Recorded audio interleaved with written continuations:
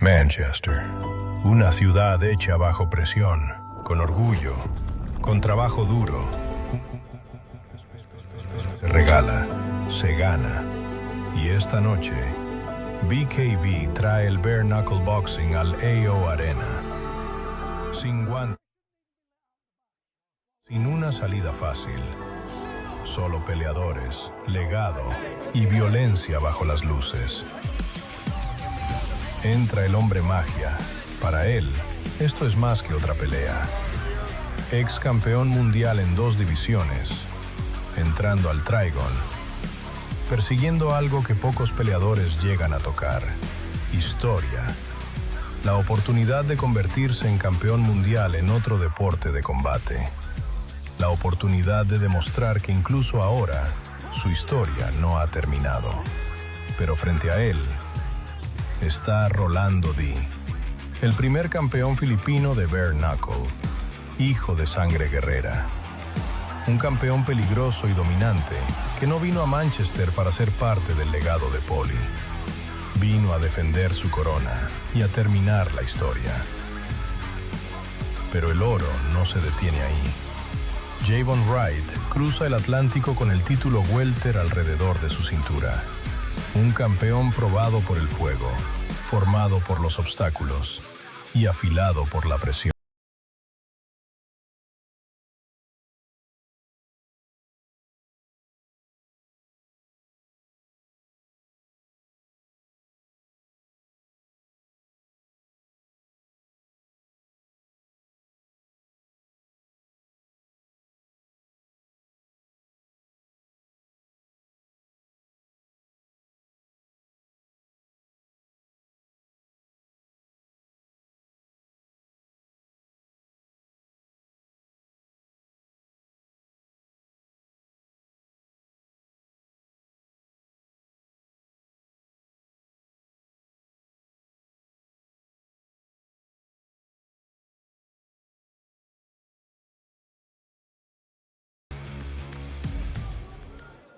Its roots with a triple world title card from the AO Arena in Manchester, a city known for its loyal footballing fan base and an insatiable thirst for all things combat. BKB returns to its roots with a triple world title card live from the AO Arena in Manchester, a city known for its loyal footballing fan base and an insatiable thirst for all things combat sports. I'm Bernardo Osuna alongside Tom Ross. I would not imagine coming to this part of the UK and not have some local knowledge, and there's no one more knowledgeable about the sport than Tom Ross. Later on, Jimmy Smith will be joining us on the call, and an entire crew from BKB right here in the United Kingdom. So we have a lot of fights. 28 total fighters, 14 fights on the card. Let's get started, Tom, with the first 4 fights. What interests you early on in this fight card for the prelims? We've got such a great card. But firstly, working with you and Jimmy, I'm the only one I've never heard of. Come on now. It's amazing. Seriously, though, what a bill. The prelims could be on any bill. That's how good the prelims are. And the main card is phenomenal. It might be the best bill they've ever put on. So let's have a look now. The first 2 fights, I'll tell you, we look at them, they are auditions. We don't know them, they're auditions. We'll see how good they are. They all want to be on the BKB roster. Now's your chance to prove it. But we've got Liam Howell. What a story he's got. Both his biceps were torn to bits. He fought in Afghanistan. He's done it all. He is as tough as they come. And that's not all. We've also got a last-minute substitution. So walk us through what the next 3 fights on this 7-fight undercard will bring us. Well, you've got Cassidy's walked in 2 days' notice to take a fight against Carroll, who's as tough as they come. But they fought just a short while ago in hybrid boxing and drew. So we're in for a treat there, that's for sure. Thomas Mowbray against Dan Catlin. Dan Catlin I know well. He's a little toughie. Thomas, a newcomer to this particular brand of the sport. But Dan Catlin looks tough. But Scott McHugh, he's 15-5. He should be fighting on the main card. He's a warrior. He's a legend of the sport. He's got 5 titles in his locker. I mean, the guy's been there and done it, a Hall of Famer. And yet he's on the prelims. Wow. Somebody made a great call there, by the way. I can't see Nick Bass lasting the time with him. We'll see what happens inside the Trigon. And inside, ready to get things started right now, is Beatriz Callis with fighter introductions for the ring walk. Fighting out of the blue corner, Zack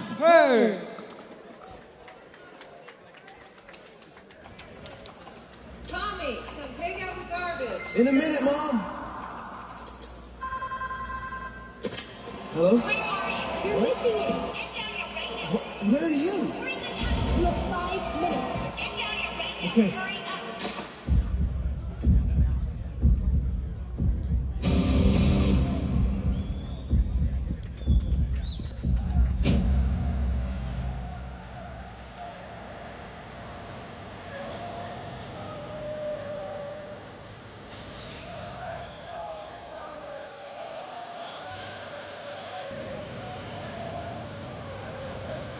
Zack making his BKB debut, although this will be his third bare knuckle fight. He's split the first 2 fights, including a victory by stoppage. This young man is all personality from what we saw in the fighter meetings. Absolutely. He fights to stop himself getting into trouble. That's how he is a crackpot, by the way. He's an absolute crackpot. That's his character, is a zany personality, but the most likable rogue you've ever met in your life. That's why his nickname's Wacky Zacky. Wacky Zacky, exactly. But he has got something about him. I'm looking forward to seeing him in action, to be fair, because he has got something very special.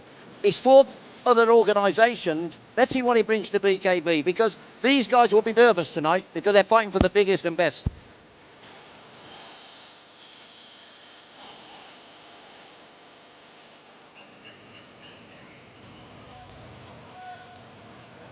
This opponent on the red corner, Nathan Conroy.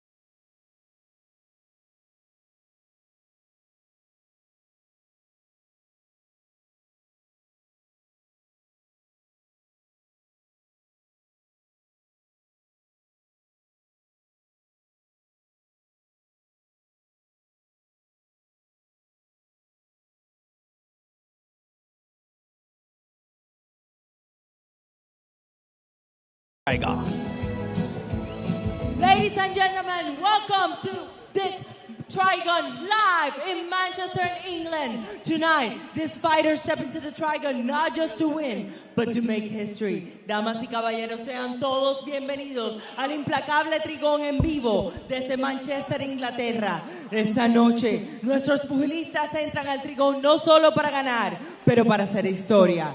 Que comience el duelo. Let the battle begin! The following contest is scheduled for 4 2-minute rounds in the light heavyweight division. The judges are Les Simons, Adam Pudok, and Andy Fletcher. The referee in charge, Andy Alberton. Fighting out of the blue corner, wearing black and yellow. His official weight, 173.4 pounds. With a professional record of 1 victory and 1 defeat. Fighting out of Mansfield, England, Zack Wakisaki!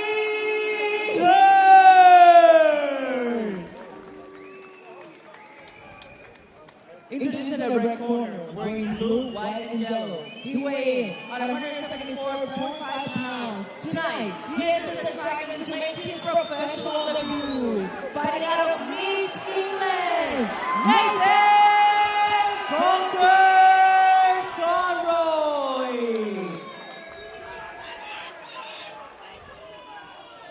Let's take a look at the tail of the tape, brought to you by Estrella Insurance. Don't pay more than you're paying for car insurance. All right, we see that age 2 years older is Nathan Conroy. 1 inch difference in reach, and height is exactly the same. And we are ready to go inside the Trigon for Conroy and Hertz.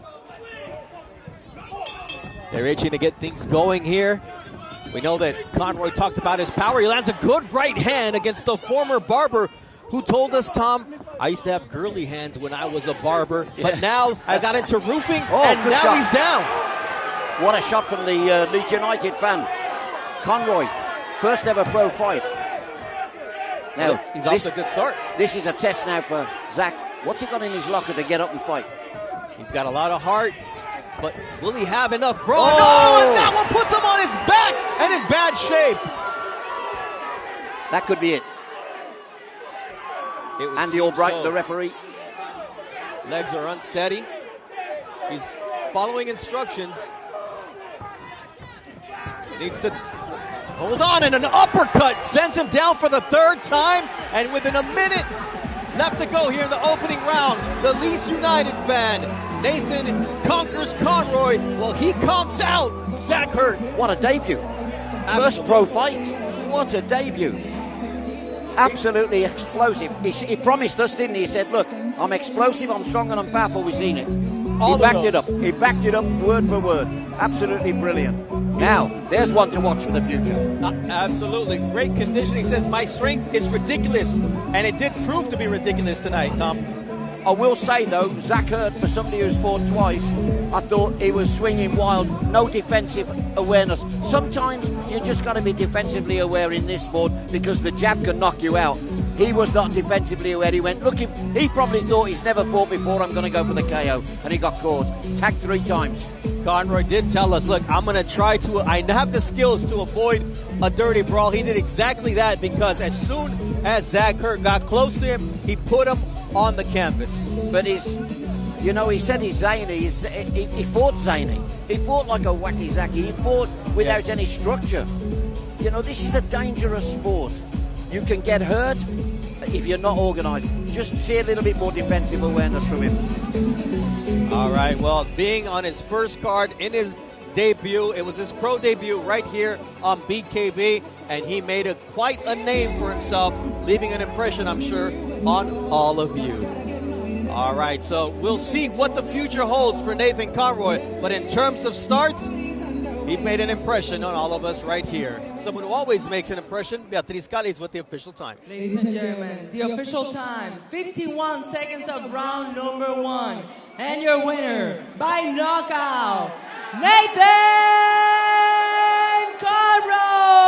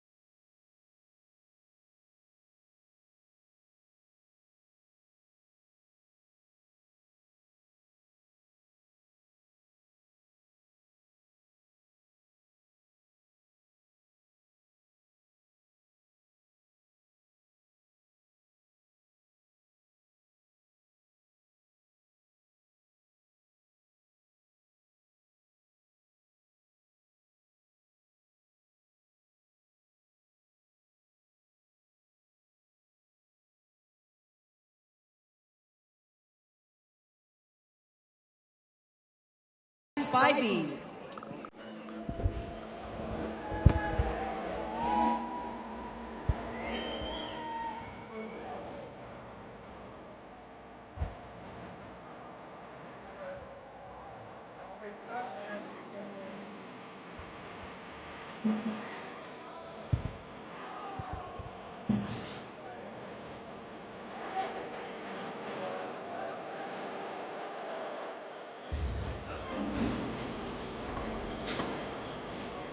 5-fight veteran of Bad to the Bone and the promotion's former English champion. He only started taking BKB seriously about 2 years ago. That's right, he's relatively new. I think also he's got something in his locker, this guy. He can't fight, just fight. He has to fight for something. And it's his mom's memory that he's got in his mind. He dedicates every fight to his mom. And I think that's what gets him off that seat and goes out and mixes it in the middle of the ring. The guy is 3-2 with other organisations. He beat one of the BKB fighters, Liam Howell. He beat him already once. He was the English champion. This guy's not a mug. And he's got an opportunity to come here to BKB and really make a name for himself. Mayhem in Manchester, that's what we expect from Ryan Spivey, who'll be taking on Sam Clarke. You come around the red corner, Sam Clarke. The sunrise sobered me up and I stumbled upon my mates in a minute of lucky passing. The day of the best night, of course they fucking did. Lost in smoke and lasers, this concrete building held me up for a few hours. Tomorrow's problems are becoming a reality again, but for a second, and just a second, I had a moment of serenity. This nerve will live with me forever. First time I brought only a repeat customer. Eyes as wide as the night sky. We're just kids, you and young ones. Every time I hear this new nostalgia hits me like a time lapse. From the rooftops to the high rises, to the carcasses of empty warehouses. For a moment everything felt okay, and you can never take that away. Mates come and go, but these stories remain. Every generation finds himself in the same place. We're all just trying to escape. Whether you're running from work, love, friends or family, just know you're not alone. There will always be one place you can call home. It might not be the prettiest, but it has a heart of pure gold. All right, he makes his way down to the Trigon for the first time, also making his BKB debut. He's got a 2-1 record in bare knuckle boxing and 30-8 record on the unlicensed boxing circuit with 16 knockouts. So this young man comes in here looking to devastate his opponent. And they've come with good records, but the only thing that's going to surprise them is the Trigon. That is what I call it. The Trigon is the lie detector. You can talk about what you want. You get in that ring, it's the biggest lie detector in the world. You've got to know what to do. You get caught in a corner, no escape. So tactically, you've got to be aware. He's fought a lot of fights. He's won a lot of fights. Let's see exactly what he's got to offer. This could be a really good fight, by the way. Absolutely. Two fighters who are coming in here to make a name. This young man, he's also participated in Slap Fighting Championship 4 last summer in Dubai. So as you see with so many of these fighters, they're willing to do so much inside the Trigon. All right, let's take a look at the tail of the tape, brought to you by BoxRec, where you will see that Clarke is 6 years older, but it's Spivey with a 6-inch reach advantage and a 6-inch advantage in height. And so we'll see how Sam Clarke works to get inside, because if not, Spivey said, I have everything to keep him on the outside. Beatriz, it's all yours. And we continue with our prelim card, raw, savage, and unforgiving. This bout in the welterweight division, the judges are Adam Putok, Andy Fletcher, and Les Simon. The referee in charge, Clive Allison. Fighting out of the blue corner, wearing black and red, he weighed in at 148 pounds with a professional record of 3 victories, 2 by way of knockout, and 2 losses. Fighting out of East Yorkshire, England, Ryan the Bull from Hull, Spivey. Fighting out of the red corner, wearing black and white, he weighed in at 146.5 pounds with a professional record of 2 victories and 1 defeat. Fighting out of Accrington, England, Sam Clarke.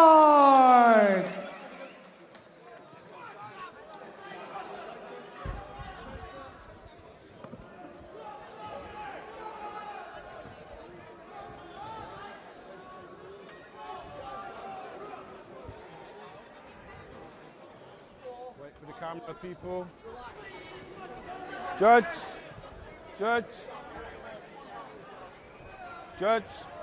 Timekeeper up.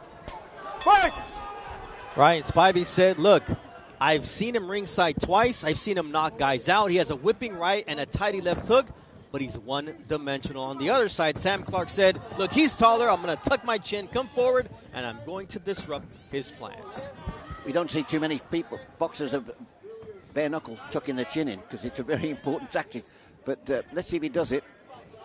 Hall's, of course, is East Yorkshire is Humberside. It's the last place on earth. The next, out of the station, it's the sea. There's nowhere else to go. Oh, there's a right hand landed by Ryan Spivey. And is it an eye poke or a punch? He could be in trouble. He hit him when he was on his knee. So we'll see what the referee decides, Clive Allison. It's over.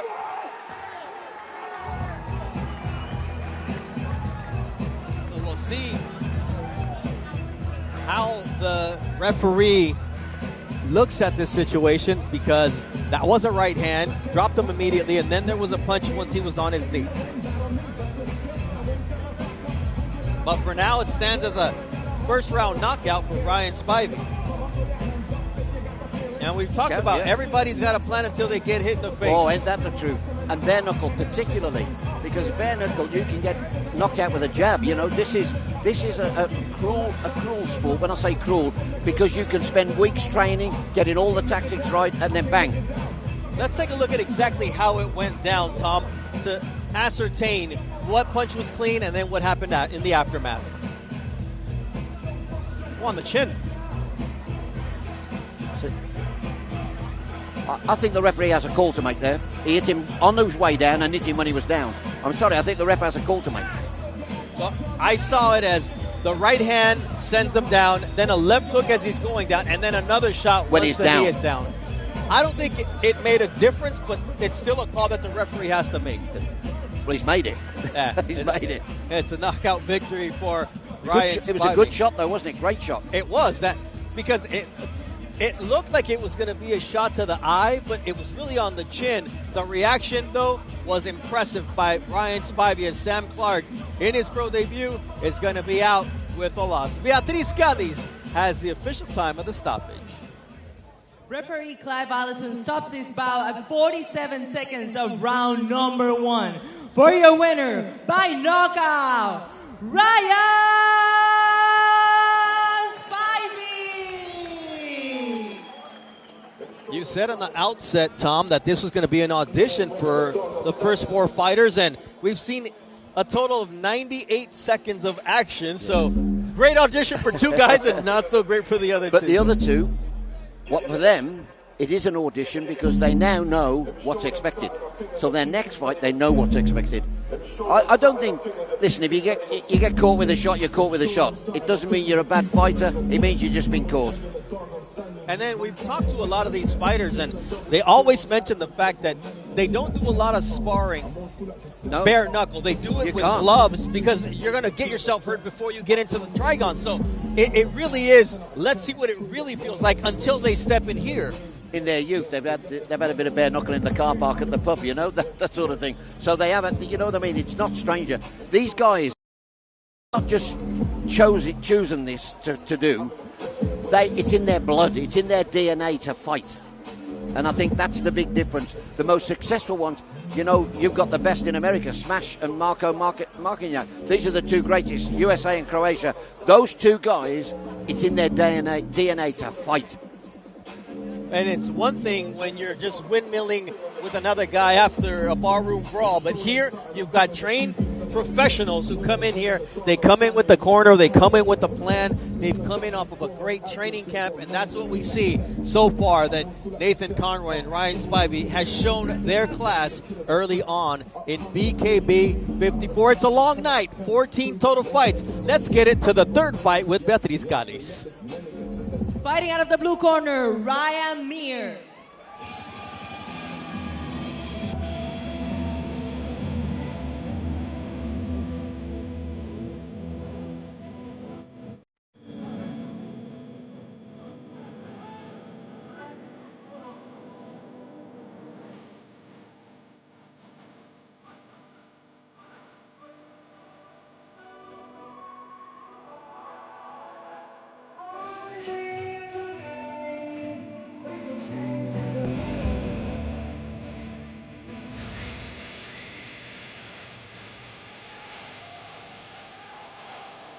So Ryan and Meer, who is stepping back into the Trigon, he says, I decided to go back to my old boxing coach after starting 0-2 in BKB. And sometimes what's old is new, Tom. Well, I've seen both of his fights. He's been tagged twice, and we've talked about it, him and I, about his head movement. He said he's improved his head movement because he was caught twice because he didn't know how to get. The key to this business is to hit and not get hit. He was hitting but getting hit, and now he tells me he's improved his head movement. He's wearing the black and gold of Wolverhampton Wanderers, the football club as well. So the guy is coming into this on the back of 2 defeats, new coach, new gym. He knows, and he's recently got married as well. Not that makes any difference to his fighting, but maybe he's getting practice at home. I know, maybe he's getting better at avoiding the punches. Absolutely, avoiding the punches at home. But he's so desperate to be successful in this business. But you're on the back of 2 defeats, you have to win. You don't want 3 defeats in B because you go from a contender to an opponent. You know, they followed each other on social media. Liam, his opponent, stopped blocking him once they knew they were going to fight. But it'll be all friends after the fight. Beatriz, it's all yours. His opponent on the red corner, Liam Howell.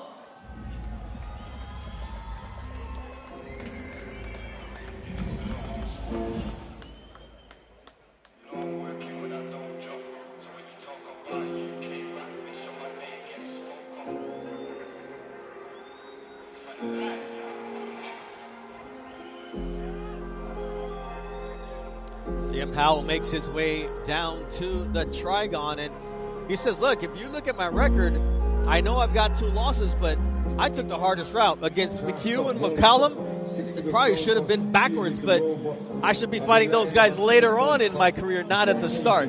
Absolutely. But he's coming at the tough end. He's coming at the tough end. Before that, for other organised, he'd lost to Ryan Spivey, who we saw just fight. But he's got something about him. He's engaging because he's an ex-Marine, ex-soldier who fought in Afghanistan. He went through a terrible time where both his biceps were ripped apart, and yet he's back here fighting. And I think one while training to be a pro strongman, he was a strongman, so all this combat stuff is in his nature, and the other one was training for MMA. Ex-military, air assault regiment, so he's no mug. He's got no fear in his body, and he went to Afghanistan and fought. I mean, the guy ain't going to be scared getting in the ring. He says prepare for a first round stoppage. We'll see if he's able to do that against the very game Ryan Meer, as we have the tail of the tape brought to you by Vortex Competitions. And Howell's 11 years older. He's also got a 3-inch reach advantage. They are exactly the same height. Let's see if it's true what Liam Howell said. We've got 2 first-round knockouts to start. Will it be 3 in a row? Beatriz, it's been a quick night. And we continue with another Burn Knock Award. This bout in the middleweight division. The judges are Andy Fletcher, Adam Pudox, and Les Simons. The referee in charge, Andy Alberton. Fighting out of the blue corner, wearing yellow and black. He weighed in at 157.6 pounds. Tonight, he enters the Trigon with 2 losses. Fighting out of Wolverhampton, England, Ryan Meer.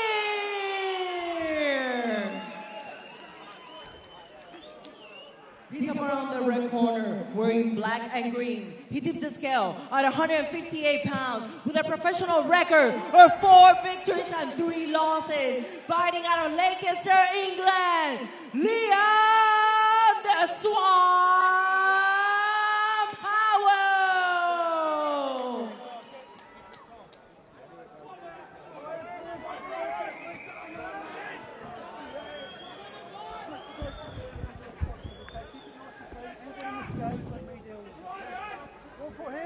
One foot here. Come shield. Come shield.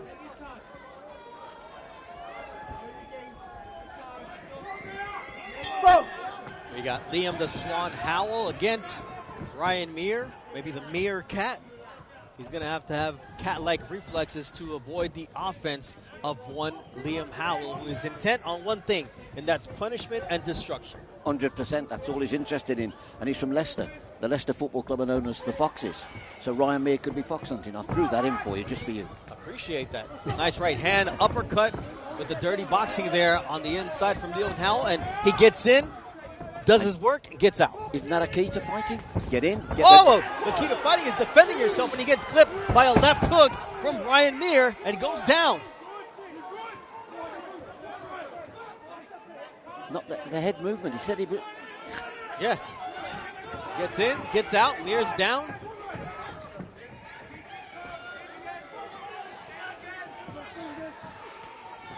There's body work on the inside, and Meer, those short, powerful shots from Liam Howell doing damage, and he may not want to get up. For him. He's up. He's showing him he's almost, you could paint a target. You know what I'm saying? Don't show him so much. Get your guard right. And the right uppercut, that's 3 knockdowns early on here for Liam Howell, as Ryan Meer may not get up after this one. Liam shouting, get up. No, and then he's done. Meer, he shook his head no. Those uppercuts really did damage here early on. So this is the second consecutive fight with 3 knockdowns, and we're talking about running through these opponents quickly. And look, Liam Howell, he has faced Aaron McCallum, Scott McHugh twice, Ryan Spivey. It really has been a murderer's row to start his career, and finally he gets to 5-3. You know, in life, you have to be honest in life. The first person to be honest with is yourself. Yeah. I think Ryan has to look in the mirror and say, is this for me? I know it's cruel and it's hard, but you have to. You have to say, is this for me? He's as game as they come, but he has to have something more. Either he's changed his coach, he's changed his gym, still knocked down and knocked out. You know, he said one of the things that he's done was, you know, try to be better with the head movement, but he got caught so early here by Liam Howell, and it was all downhill from there. That was you're absolutely spot on. The first did the damage. From there on in, it was survival mode, and he didn't survive. And because he didn't clinch, he didn't really do anything but come forward. We haven't seen that. If you're in trouble, clinch and hold on. And if you can hold on and punch, which is allowed in BKB, even better. We didn't see any of it. So far, 3 consecutive first-round knockouts. Beatriz Canis, what was the official time of this one? The official time, 1 minute and 26 seconds of round number 1. And your winner by knockout, Liam Howell. Another knockout victory for Liam Howell. He's got 5 wins. 4 of them have been by stoppage. And the former military man has looked good in BKB, and he adds another victory to his roster. All right, Gareth Davis, welcome to the crew, my man. Thank you. Very good evening, ladies and gentlemen, and a big warm welcome to the just devastating winner, Liam Howell. Oh, hello. Thank you. You said you were levels above him. You said you were living in his head rent-free. You've continued his skids. Did he quit on you in there? Yeah, I think he did. I told him that he's never been hit by anyone like me before, and then obviously as soon as I hit him and he went down, I knew he didn't want it. But I respect Ryan massively. I like him. I mean, I speak to him a lot. All the stuff that was said, the build-up, it's just for the fight. I mean, there's no hard feelings. I know there's absolute respect for everyone that steps into here, of course. It didn't go your way recently. If you can't beat them, then join them. You've been training with Aaron McCallum. Tell us what you've learned training together, because you two aren't quite twins, but you're very similar with your power shots. Yeah. I mean, I went to the gym with Joe, and they've took me in, and they've just worked on staying calm and relaxed. And you just seen that. I seen everything. Ryan was coming with them, and I just knew straight away. But that's all thanks to them and the Ilson bare knuckle bastards. So big shout out to them. And I just want to say a massive thank you, and all the fans as well. The Baron's over there nursing his wounds at the moment. He'll be back soon. You were in the military. You served in Afghan. You became a bodybuilder. You burst both your biceps, and then you take up bare knuckle boxing. You end up in the AO Arena, this iconic venue for fights. Tell us what it feels like tonight. Yeah, I mean, it means the world. When I come up for the media day, I got a bit emotional, because I had no glove background. I literally came straight into bare knuckle, so I'm literally learning on the job. fought 2 of the top 5 in the world in my category in my last 2 fights. So just got to build back up the ladder now, but that's a massive starting point, so we'll go again. Finally on that, you are a great middleweight fighter. LT Smash Nelson's there. Would you like to fight him at some point? I'll just go with the flow. I'm not going to run before I can walk. Obviously, that happened before, so we just take it easy and we'll see how we go, you know. Liam Howell, everybody! Back to you guys. And it is Jimmy Smith now stepping in, Trigon side to call this one. A couple of prelims, and Tom, it's one of those things where tonight we are not getting paid by the round. We're not getting paid by the minute. We have seen some very fast fights. What's the difference as we move forward? We started seeing more veteran guys. You've just hit the nail on the head. Boxers will tell you they don't get paid overtime. Let's get in, get out without being hurt. And we've seen 3 fights where that's happened. You know, that's no detriment to the losers, because this is a sport where that can happen with anybody, you know. Famous boxer just walked past us, Enzo Macronelli, former world champion. Remember him very, very well, but that's one of the differences when you see boxers make the transition to bare knuckle. They say the offense is pretty similar. The defense is different. You can't block everything with your fingers. Right? 2 things, defense is different, and the jab can knock you out. The jab, in boxing gloves, you work off the jab, but in bare knuckle, the jab can be a devastating punch. And it's one of the things we've seen early on in these fights. When a lot of these guys get clipped, their reaction is different. It's not like getting hit with something large. It's a sharp, cracking kind of pain. Not everybody can react well to that. Is that what we're seeing in some of these early fights tonight? Well, you'll know better than most. It's not. It may not do damage, but it's the shock that actually, the shock actually affects your brain. And then when you stand up, you feel okay, but the damage is done. The ref's counted you out. So it is bare knuckles a very much different sport. Something I would never ever do. Well, we are moving on with our prelims. Beatrice Callis, whenever you are ready to go, our next fighter's ready to make the walk into the Trigon. Fighting out of the blue corner, Kyle Cassidy.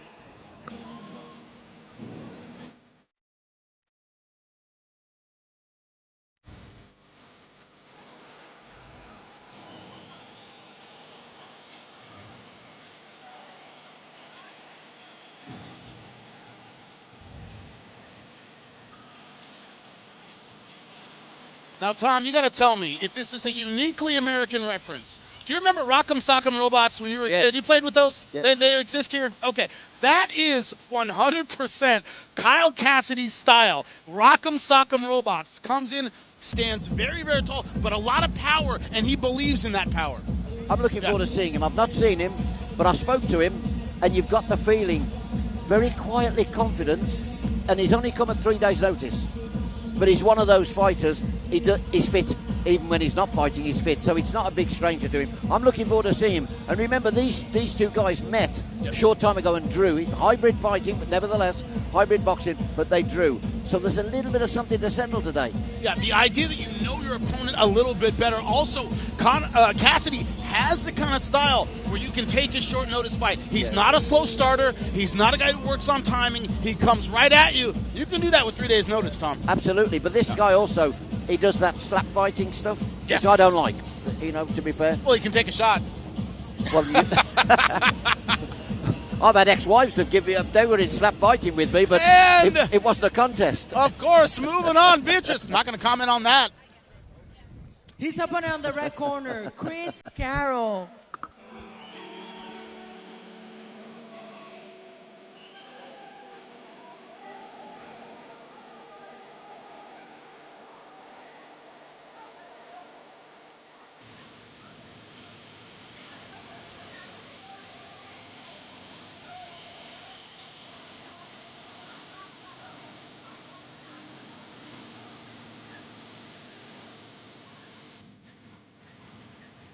Chris Carroll making his walk to the Cranberries, and most fighters in the interview, Tom, talk about what they did do. He talks about what he didn't do in previous fights. I didn't have full camps. I was hitting the bag and running. I wasn't taking it as seriously as I could have. I relied on my physical talent. He said this camp was a full camp. I really put in the work to hone my craft.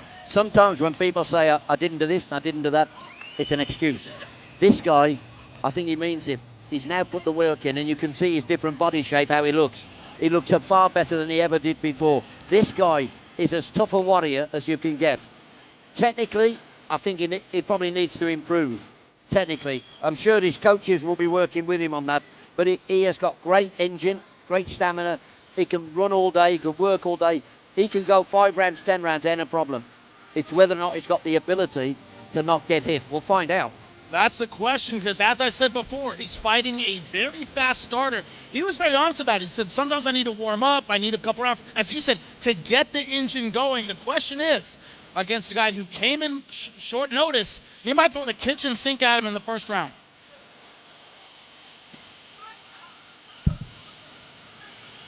And here's a tale of the tape, the light heavyweight division. Both fighters of similar age. Look at the reach advantage for Kyle Cassidy. Also the height advantage. Can he use them? That's the question.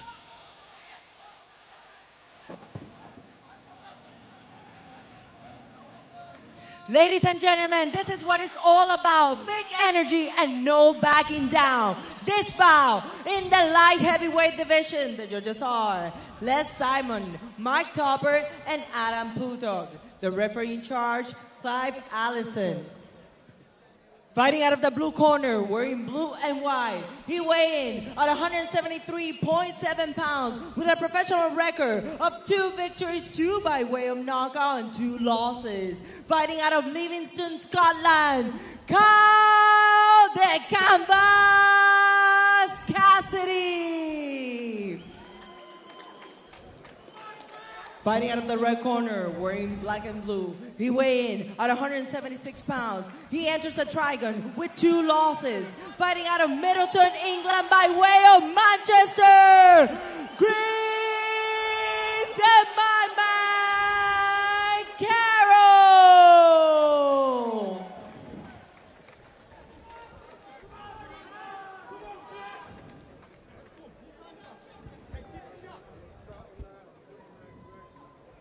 Right, each and every round, watch your fingers, all right?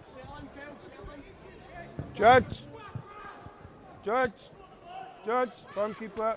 Fight! As we roll on our second light heavyweight fight of the night, it is Kyle Cassidy in the blue and white, Chris Carroll in the black with blue trim. Nice right hand to start off with.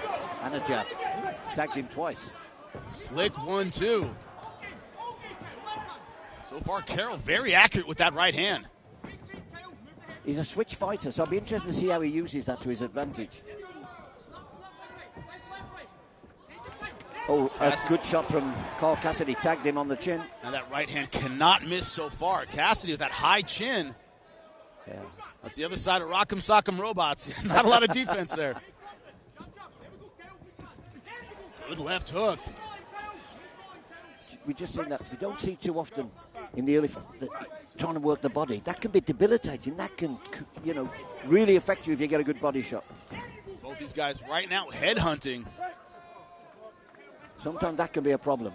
Yeah, they all want us to look good and finish it early, but sometimes you have to be clever, smart. Chris Carroll, see, after that right hand kind of leans into the clinch. Yep. Smothers that counter offense.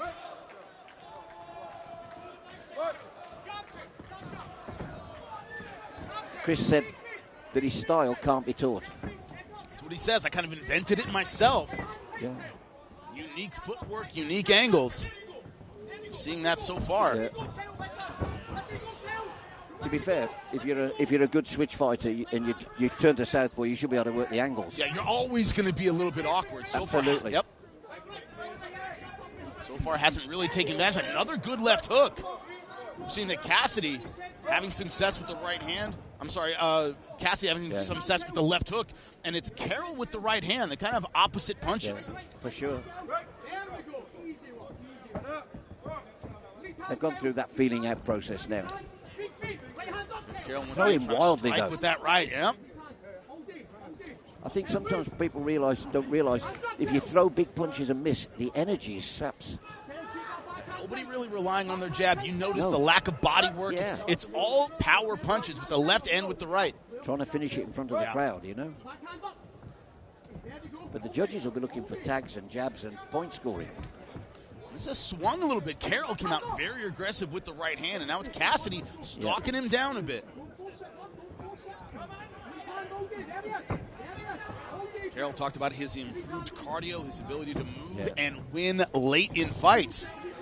Didn't look like this one was going to go that long in the beginning. Sometimes, though, it is the cardio and your engine. If you're in the 4th and 5th rounds, that can mean a lot. Might be a rare thing tonight, but it looks like we're going to see a round number 2. And just as I said it, a beautiful right hand. Great shot. Absolutely brilliant. Man, Will he get up? Carroll timed that perfectly. Take the count. Just has to beat the count. Oh, and we will see a round 2 by the skin of our teeth here in Manchester. I think you wouldn't want to carry on there because then Carroll could have gone hunting him. But he's got a chance to get himself sorted now. Let's take a look at it. Tremendous work with the right hand from the beginning for Chris Carroll. Look at that shot. Beautiful. Bit late in the round for him.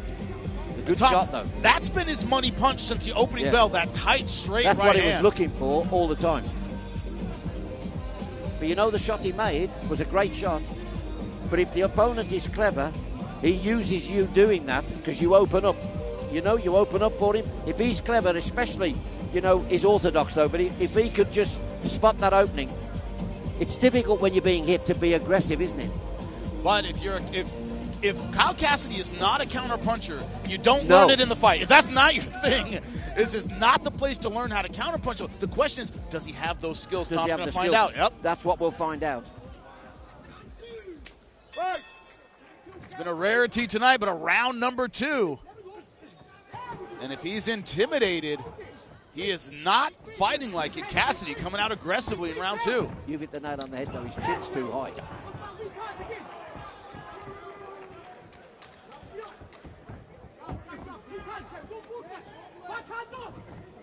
He's almost another beautiful right hand early in round 2. Could be to the point, Tom, he's starting to wear down. Yeah, watch him, though, when he starts now again. Not only is his chin up, but his guard's dropped. And he's actually saying, hit me. And Carroll says, thanks a lot. Remember, 3 days' notice. Fatigue is going to hit him a lot earlier. Yep. Whereas I think Carroll looks more, he's organised, his defence is good. Cassidy trying to stalk forward, but that spring in the step that was there in round number 1, not so much there in round 2. Another good right, third knockdown of the fight.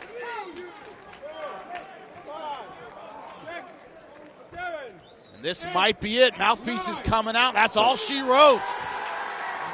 And it'll go down as a TKO in round number 2.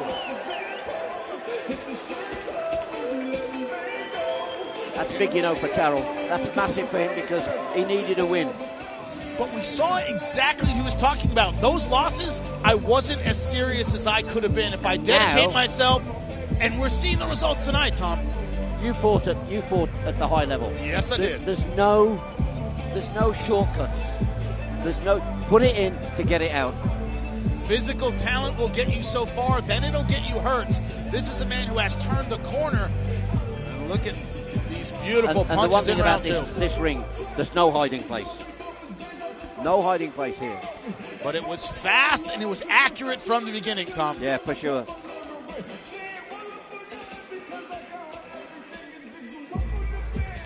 Beautiful stuff. A great combination. Finishes it in round number 2. Chris Carroll looking every bit the physical talent we knew he was. Combine that with work ethic. And having watched him before, I can tell you he's improving all the time. And that is to his credit. And I think you mentioned it. He knew what was wrong and he's worked at putting it right. We've seen it tonight. And he is soaking up the moment here in Manchester. So many of these fighters appreciative of the moment and the opportunity. But he's from Manchester anyway. You see, he's making the most of it, Tom. Incredible performance, as you said, Tom. More to see. Beatrice, make it official for us. The official time, 1 minute and 7 seconds of round number 2. For your winner, by knockout, the Madman, Chris Carroll!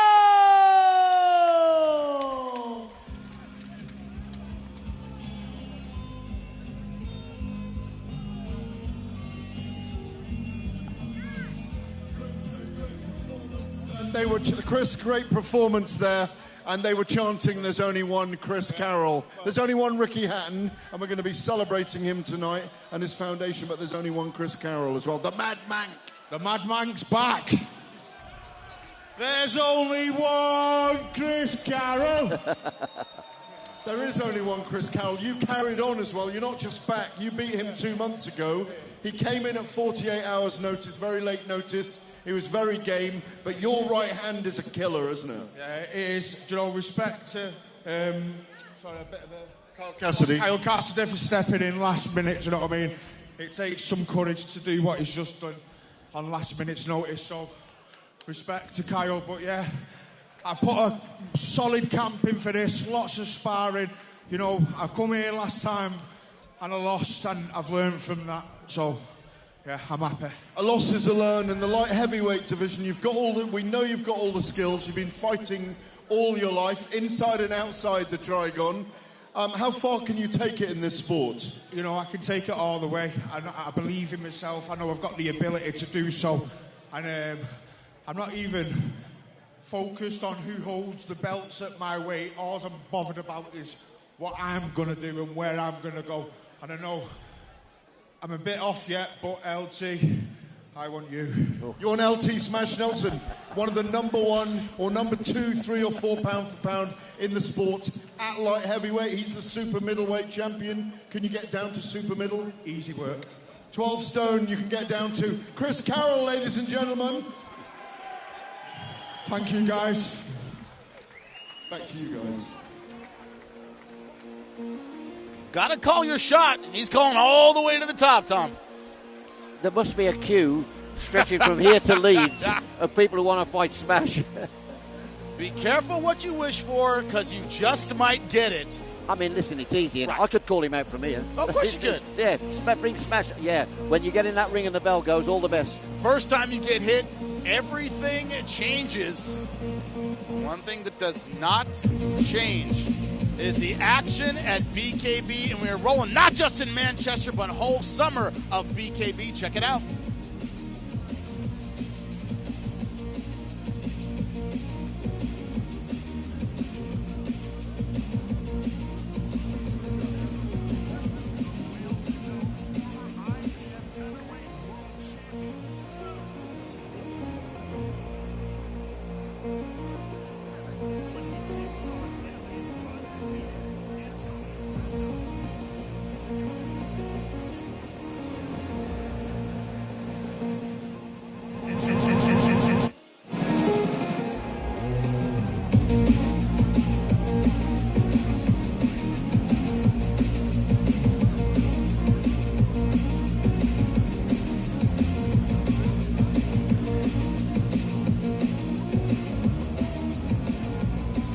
That's right. Cardiff, Wales. It will be absolutely fantastic. You see the action, whether you hear it or not. You could see it. You know what's going on in Cardiff. Absolute warriors, Tom. Trust me, the Welsh, they know how to party. They love a fight. They love it. I promise you, the atmosphere in Cardiff is amazing. They love a fight. You know, it's just wonderful atmosphere. And I think if you have that sort of atmosphere, it brings more out of the fighters. Brings everything out of the fighters, everything out of the fans. We commentators absolutely love it. And you can see what's happening tonight. A lot of finishes, action, and we are rolling again. That's right. We keep going in the Trigon. Beatrice, get us going. Fighting out of the blue corner, Dan Catlin.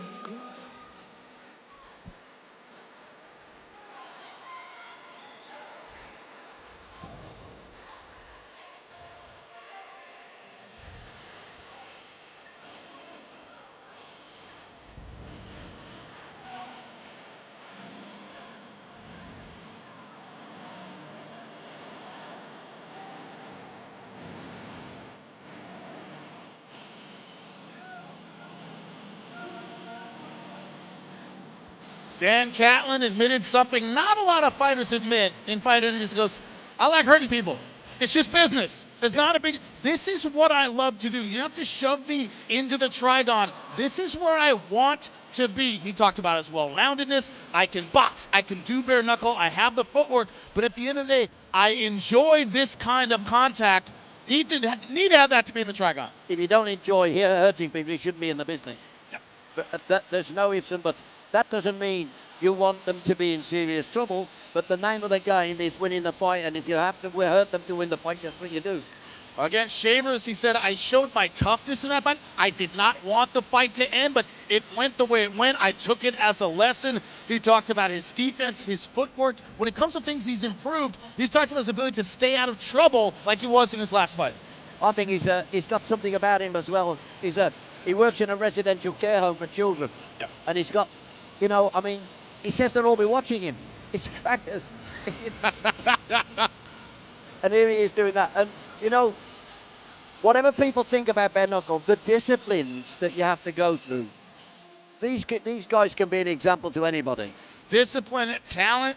Catlin believes he has all. He wants his name in the World Championship conversation. He's up and on the red corner, Thomas Mowbray.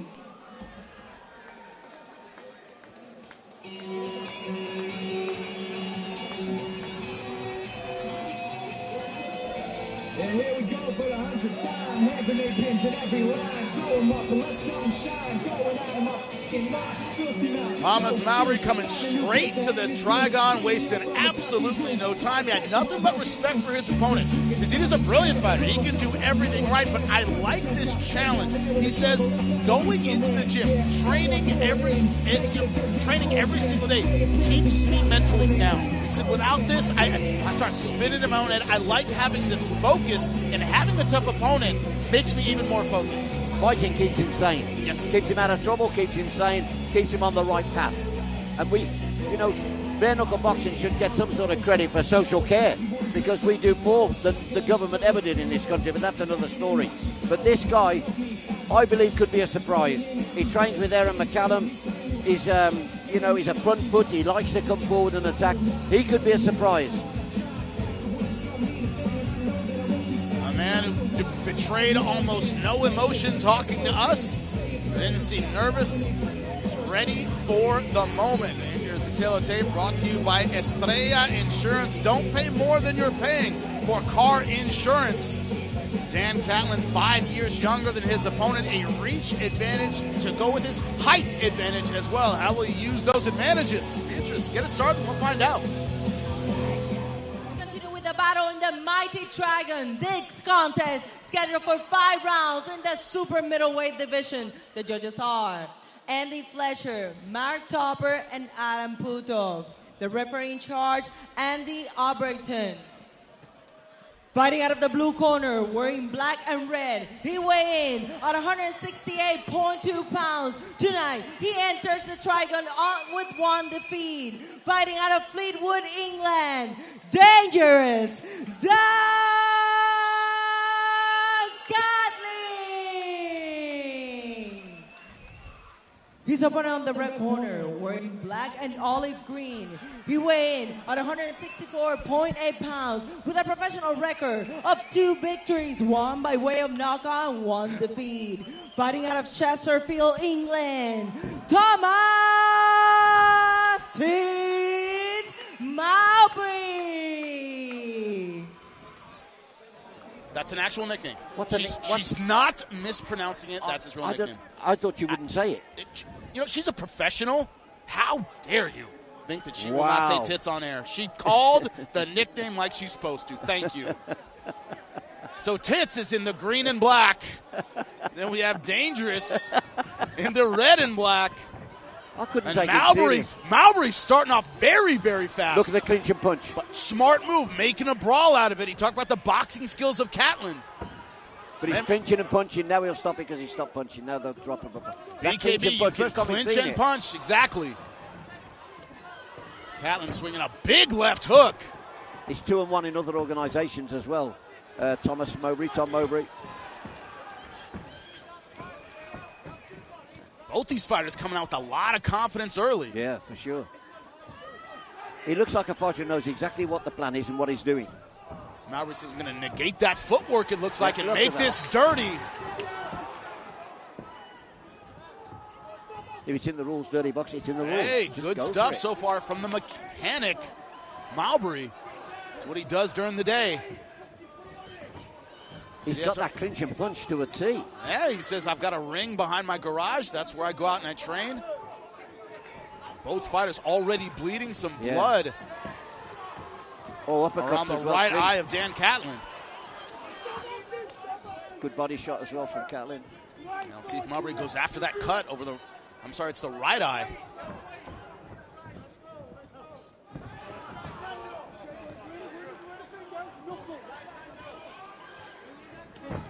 Nice uppercut, right hook combination. See the boxing skills of Catlin on display when he has the space and the range. But he's tagged him twice, and Mowbray's still on his feet. Tough guy. Both these guys so far have shown an excellent chin. I'm looking for Mowbray. The way he fights Mowbray, he needs to get Catlin in the corner, but not in the position he needs to turn him round. One of the difficulties, Tom, as you know, is clinching. And down goes Mowbray. Good combination from Catlin again.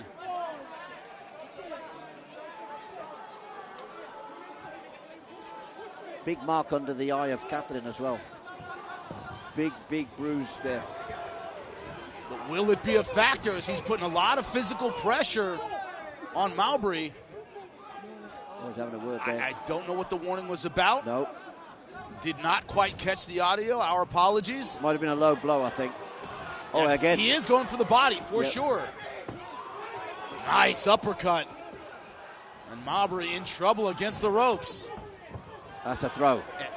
And also running out of the energy to clinch. It's a very fatiguing style. And he looks like he's tiring quick, does Mowbray. 10 seconds left to go in the first round. Can he make it? Mowbray looking very exhausted. It's a good tear-up. Big shot. That could be shot. it. It's a good tear-up, though. Really good shot. 5 seconds. It's the end of the round. If he can make his way to his feet, the corner throws in the towel. And that is it.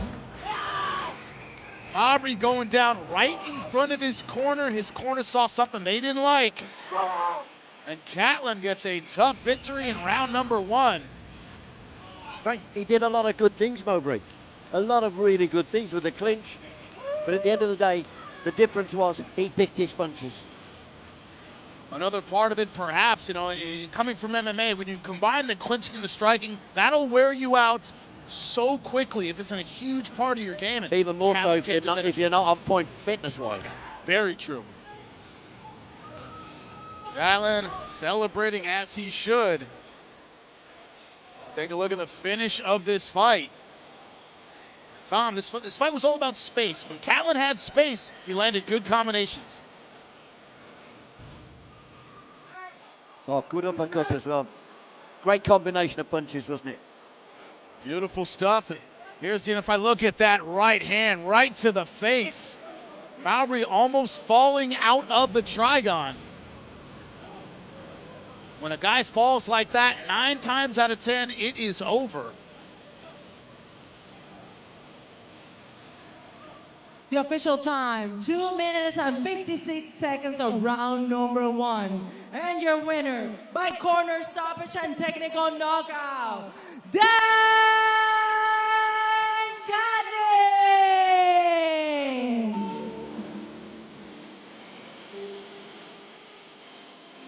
And Catlin showing incredible boxing skills.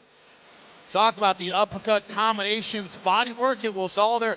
A little stymied early by the grappling, by the head pulling, but able to kind of right the ship. I think he might have been on top over at the start with his clinch and punch, but it just shows you it ain't over till it's over. The fat lady didn't sing. She might have been gargling, but she weren't singing.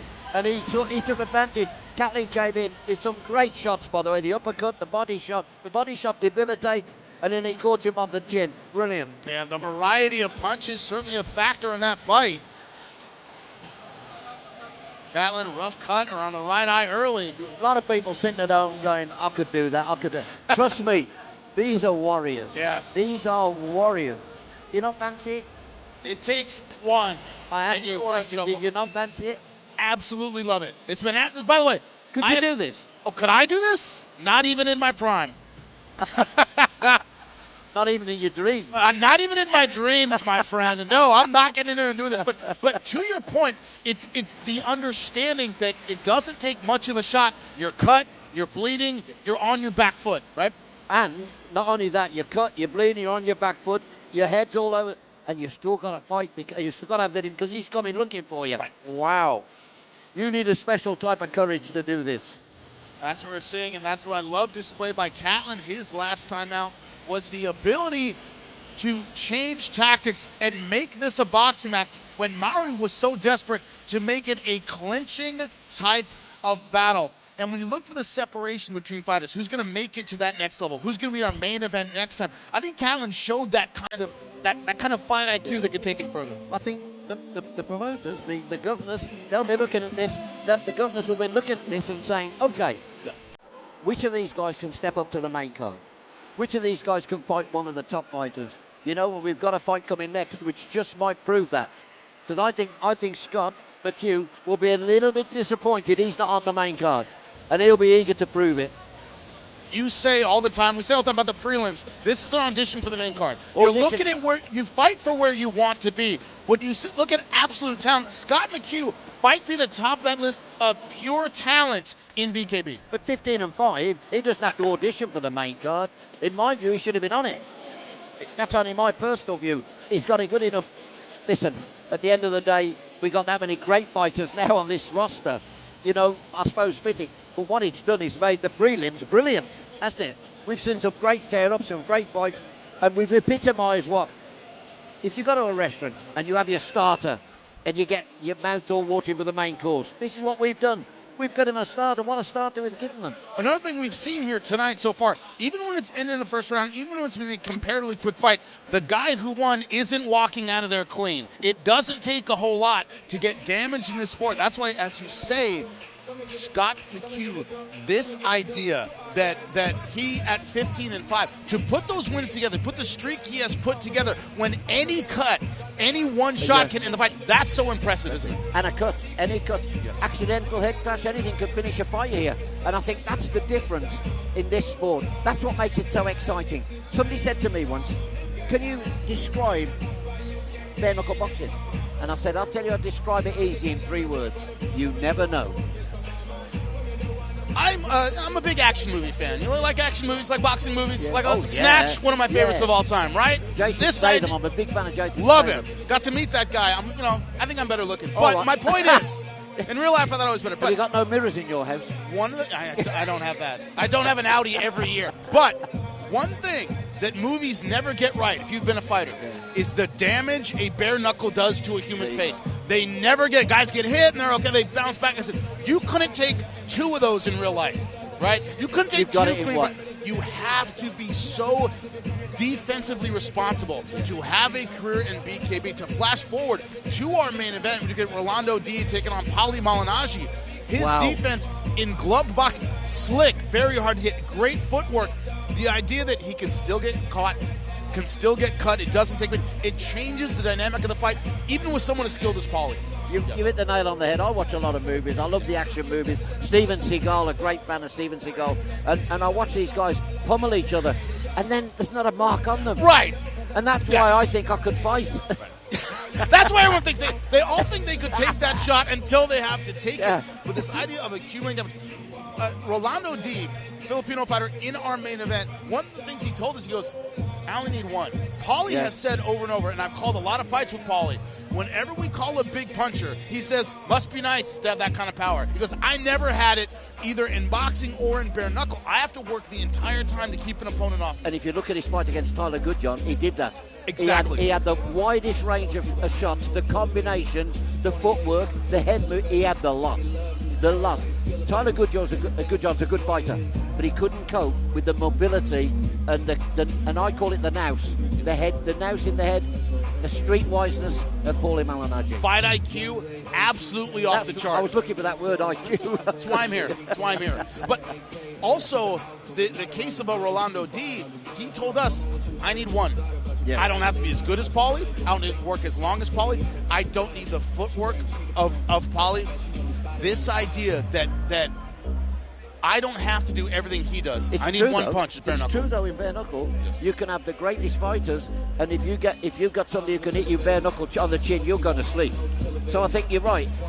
But it is an interesting clash of skills when you've got the technical like Paulie Malignaggi, and then you've got Rolando D, who's not the same sort of quality. To see that clash of styles and who come out on top. But you never know. Well, perhaps you do when Smash fights. You do know. Very, very true. Although Smash, again, I've seen Barry Jones fight him. I've seen all of them. And every one of them's put him down in the first round. This snake. Because all you do is upset him, and then he comes back looking for you. So many of these fighters, and I put, Dan Gittins in our co-main event. I put him in that category as well. Wow. Once he gets knocked down, he is a train rolling downhill. It's. I will shamelessly steal this from Paulie Malignaggi, broadcast partner of mine. We call fights. He said a lot of times when you fight a rough Mexican or Mexican-American fighter, we were talking about this before. Yeah. He said, "Let sleeping dogs lie. Don't hit them too hard in the beginning. Bank rounds, let them sleep, because as soon as you hit them, they're on you like white on rice." Gittins lives that. He's taking on Javon Wright. A lot of bad blood in this fight, but once you knock him down, another great fighter, Eddie Alvarez, would get knocked down in MMA, come back and win every time. It's almost like you wake him up with that. The main card you guys have got is amazing. Incredible. Javon Wright and Dan Gittins. I would pay to watch that. That is a great You can fight. sit right here and watch. That's a great. You got the best seat in the house. Yeah, but you've asked me for money. That was a great fight. But, whatever he'll give me in pounds. But then you've got that. You've got the top. You've got the Malignaggi and D. What a card we've got today. Seriously, whatever you paid to get in, it's worth it. Also, Javon Wright in that co-main event against Dan Gittins. They got into an altercation at the hotel. It was the way we'll put it a couple of times. That idea of the personal beef and where that comes from is Javon Wright injured twice, had to back out a couple fights. And Dan Gittins, we're dealing with these guys have regular jobs. They have to take time off that job to train. He said, hey, I went into a financial hole waiting for this fight. What do we say about familiarity breeds contempt? You guys say that here in the UK? Yeah, we do. Familiarity breeds contempt. Exactly. These guys have been around one another so long. The contempt, I think, in that co-main event, I think it's real. What's your thought? Absolutely. For me, this sport is summed up by our title fights tonight. The contrasting styles alone, nobody can call these fights. We might pick who's going to win. We might have our favourites. But would you bet on anyone? No way would I put my money on this. They're that evenly matched, and yet it could be over in 20 seconds with the right punch. This is the beauty of bare knuckle boxing. You never know what's coming next. It's like Christmas has come with all your surprises. It's going to be a hell of a second show. It is not the physical advantage you have. It's the physical advantage you use. And what I love about that is there's no great build for fighting, right, Tom? And also, by the way, it's not just what you're trying to, because whatever you're trying to do, there's a guy there trying to stop you who's got another plan, and if his plan works at the right time, you could be in trouble. You know what I'm saying? This is a sport. In glove boxing, you could take the shots and think, oh, I've got to sort that out. In bare knuckle, if you had focus for the whole fight, you're unconscious. If you're tall, fight tall. If you're short, fight short. If you're strong, fight strong. It's important to know what you are not. And for example, in our co-main event, Javon Wright knows he's tall, knows he's rangy. Now, can he use that? So, that's the $1 million question, height and reach advantage is big. But if I'm fighting a guy who's 3 foot taller than me, I'm going to get in close. I'm not going to let him pick me off at range. I've got to get in close and make it a brawl. Do you see what I'm... Exactly. And I just don't know whether... I think Gittins can do that. He is a tough cookie. 6 fights, 6 knockouts. The guy's no mug. The question, though, is when you add in that personal beef between the two fighters, will Javon Wright have the wherewithal to throw a jab when against a guy he's upset with and wants to throw power punches? By the way, also, you've got Dan Lerwell, who knocks them out for fun. He knocks them out for fun. He would fight for nothing because he's fighting for autism because his son's autistic rather, and he's fighting to autism awareness. He'd fight for nothing, and he knocks them out for fun. Another fighter on the main card, David Winiarski. I was watching him do his shadow boxing in the ring. Philly shell, good roll, snap on his returns. One of those guys, when you look at his all-over skill set, he can do more than maybe anyone else on the card tonight, but in his defeats, hasn't borne the damage as well. He's taken some shots, he's had some bad cuts, hasn't been able to physically continue in fights. The durability has to catch up to the skill set. We'll see that tonight. 100%. That's exactly it. But how, when you try to, and listen, you're an expert, but when you try to analyse what's going to happen in a fight, we're all guessing because we do not know. Because one false move by either fighter and whatever we think's out the window. And isn't that what's attractive about it, is that none of us know what the hell's going to happen. And I think that's the beauty of this sport. James Kennelly's fighting. He's smashed the distance. He drew with him. Incredible ability, a wide variety of fighters. Let's get going here in Manchester. We rolled on. Beatrice, get us going. Big Bang.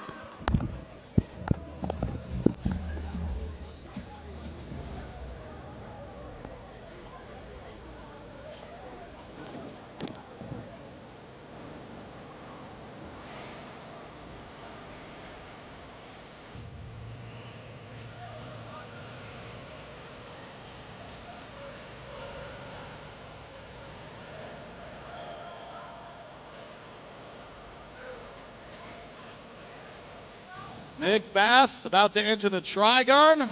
Amateur boxer in his youth. Said, I had a kid, it derailed what may have been a promising amateur and professional career. Took 11 years off the sport. He said, I don't mind being 41 doing this. I've been written off from the start. This is nothing new to me. Then everyone's overlooking me tonight. But in unlicensed, he was 8-8. Now that worries me. That means he'll turn up one night and he's having a good night, and he'll turn up another night and he's not. That I like. When I look at a fighter, I'm looking for consistency. Consistency. Now as a pro, he's 2-0.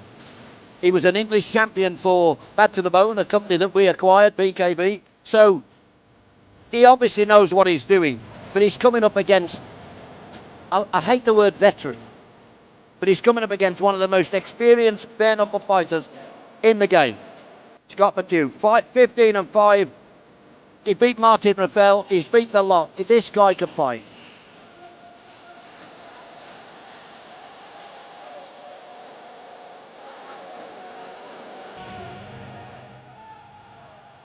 He's up around the red corner, Scott McHugh.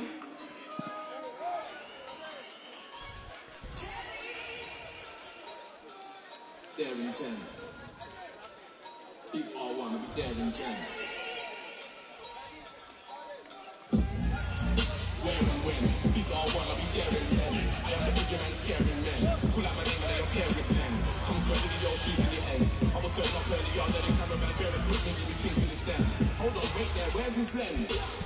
There's his lens. I'm satisfied, where's his friends? You man, I can't be mine, and I'm also outraging what you with Darrington. Some lucky fan just got a free jacket from Scott McHugh, but when you look at that record, 15-5, five-time BKB champion, this ability to do almost everything in the Trigon. This is his home. He said, I lost my debut on short notice. He said, if I had won, probably wouldn't be here. But I lost, and it made me more dedicated to come back and really be the best in the world at this, and he's well on his way, Tom. He's got a wonderful record of knockouts. He lost his first one, Lafferty. Yep. Scott's boy, who's really tough. But you look at his record's phenomenal. He's beaten some really tough guys, including Aaron McCallum. He's been a world champion. This guy has done it all. And if you get a chance to have a look at it, the knockout of the year when he beat Liam Howell, it was the KO of the year. Wow, what a punch. If he's in that sort of form, we're in for a treat. Showing respect to his opponent. Taylor Tape brought to you by BoxRec. From Nick Bass, 41 to McHugh's 33, and McHugh having the height and reach advantage.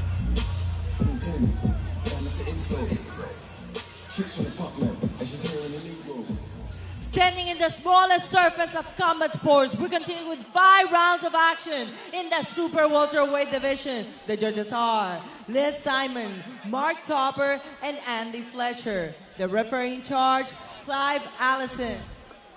Fighting out of the blue corner, wearing white, black, and red. He weighing at 154.5 pounds. Tonight, he enters the Trigon undefeated as a pro with 4 victories. From Grimsby, England, Nick the Bomber Bass.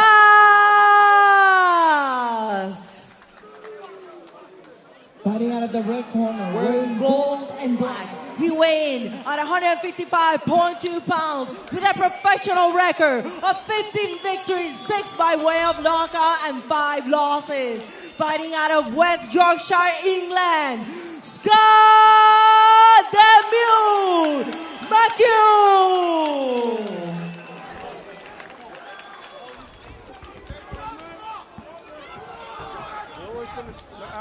We're all going to start on here, Scott. Both fighters are raring to go in the center of the Trigon. McHugh in the gold and black. His opponent, Nick Bass, in the red and white. He keeps calling out Paulie.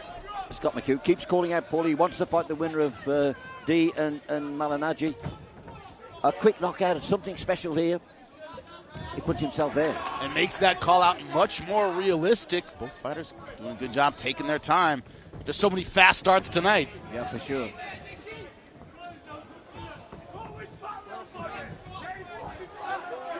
Very untidy start, though. Very, very untidy grappling. He was one of 3 fighters, McHugh, that weighed in a little heavy, had to go and recut the weight. It was over 0.4 pounds. Not bad. It's a little extra sweat at the end. Yeah, not fun, though. Not a lot, though, is it? Yeah, but not fun. That's the last 0.4.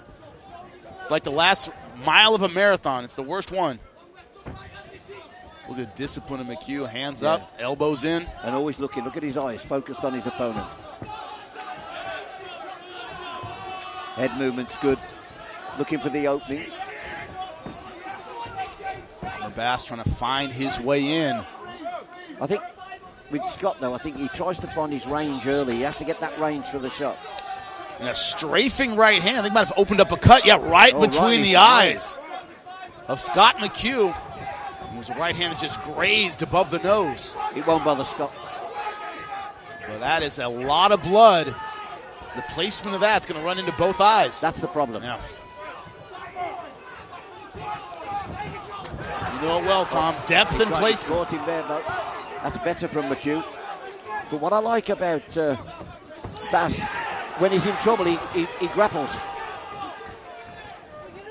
And also, you box a brawler, you brawl a boxer. Yeah. He's taking on a better boxer. He's kind of turning this one into a brawl. So far, it's working. Well, you don't want to fight if he's better, you don't want to fight his way, do you? You don't want to fight his fight. So far, Bass doing a good job changing range, but leading in with some big, heavy punches. But he's stopping McHugh, brilliantly stopping McHugh, working the body and all sorts. Very untidy.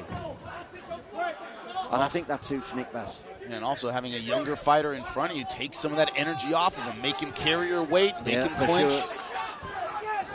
What we call over-under positions in wrestling. When you're fighting and you see the opposition, he's got blood all over his face, gives you a lift, I bet. Yeah. Also gives you a target to focus on. There you go. Oh, good shots from McHugh there, body shots. No panic so far on the face of Scott McHugh. We talk about his experience advantage. And he's fighting like a vet. He's been tagged there again. Good right hand, though, from Bass. 10 seconds left to go in round number 1. I do like Bass. Every time he's in trouble, he just grapples, just clinches. Taking some sting out of the punches of Scott McHugh. What he's doing is he's saying, I'm going to fight my fight. I know what your strength is, so I'm going to negate your strength by clinching. But that's, in fighting, you know better than anybody. It's Scott's job to work that out. Scott and his corner have got to work out the way around that. And there's the right hand, that strafing right that caused the bad cut between the eyes. Yeah. Awkward punches from Bass, but they've been landing, Tom. You can't argue with that. No, he's been landing. They don't have to be beautiful, right? Hey, when that bell went, there's one objective: win the fight. Don't say win it smart, win it clever, win it entertaining. Win the fight. Win the fight. And I like what he does, Bass. He's got it all worked out. I hit you, and then I'm going to stop you hitting me. I love it. Now, I'd like to see what McHugh's got in his locker. We'll have to see what happens to that cut in round number 2. Corner, of course, working on it. But you're right, it's a target now, that cut. Round number 2 underway. McHugh in the gold and black. Bass in the red and white.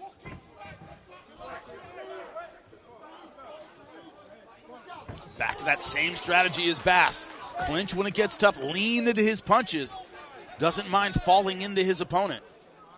Keep your head up. That's what's going to happen with a clinch-heavy fighter. A lot of times you're leading with your head.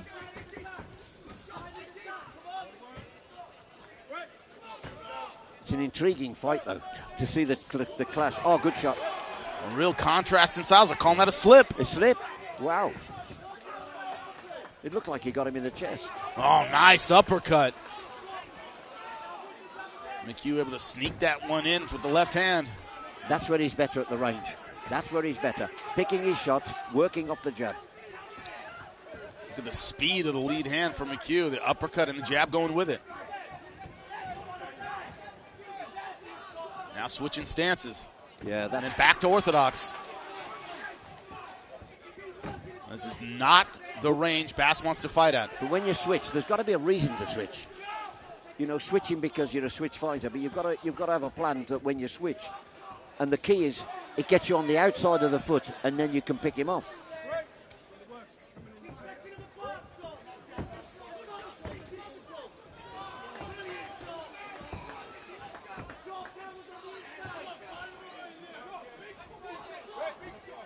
Wouldn't know it by the action we've seen tonight, but this is a 5-round fight. You can go 5 rounds in BKB.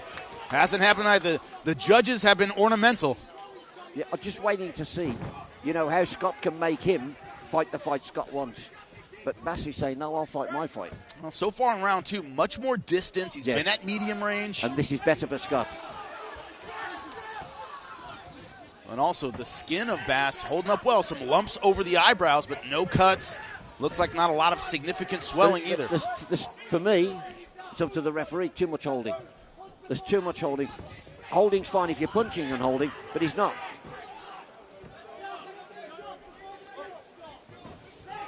A lot of smothering the punches of McHugh. His game, Bass's game. You can see why he's 2-0. It's awkward, but he makes it work. He makes it work, exactly. Makes it work.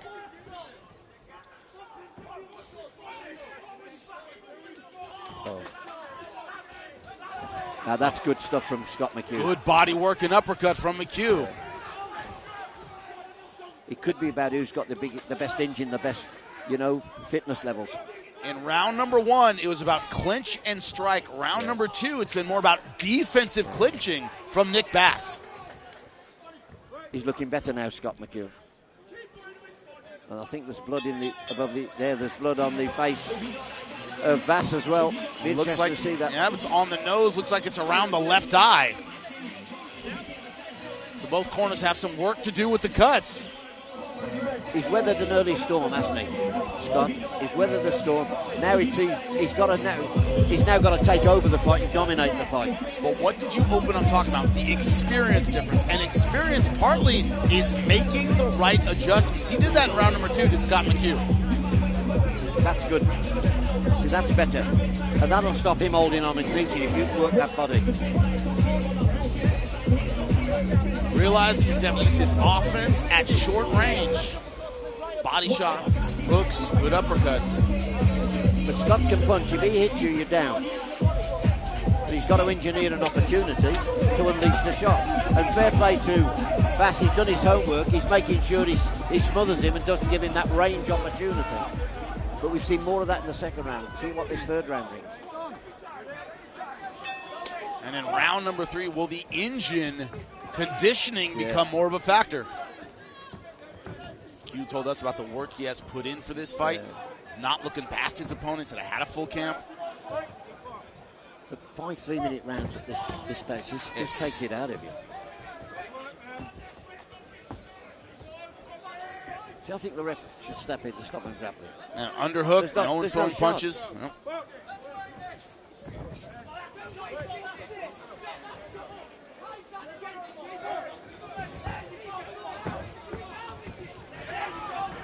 Nick Bass is pulling forward, this time hitting some punches. His head just coming in right on a straight line, Tom. Absolutely.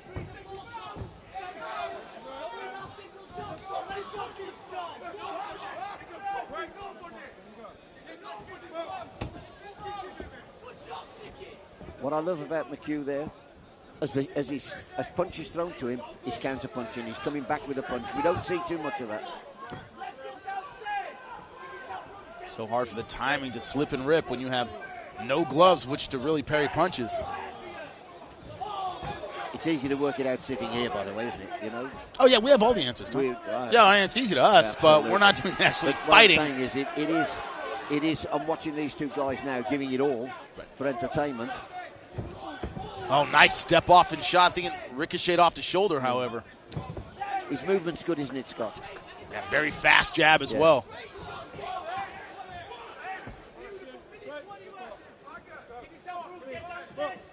Bass's blood. That cut is bothering him. Yep. Around the left eye.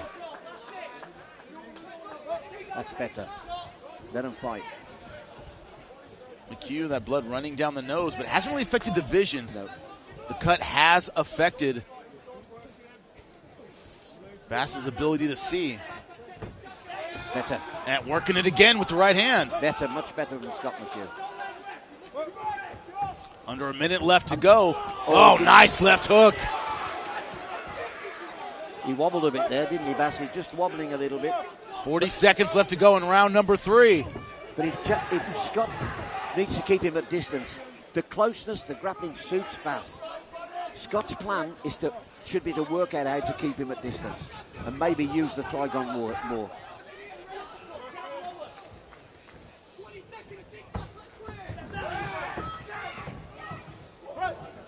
McHugh trying to get distance to land punches. Round 3 drawing to a close. Still has speed, does Scott McHugh. The one thing you'll never have with Scott is fitness. He's always bang on point, fitness-wise. Well, he's going to need it. We're headed for a round number 4.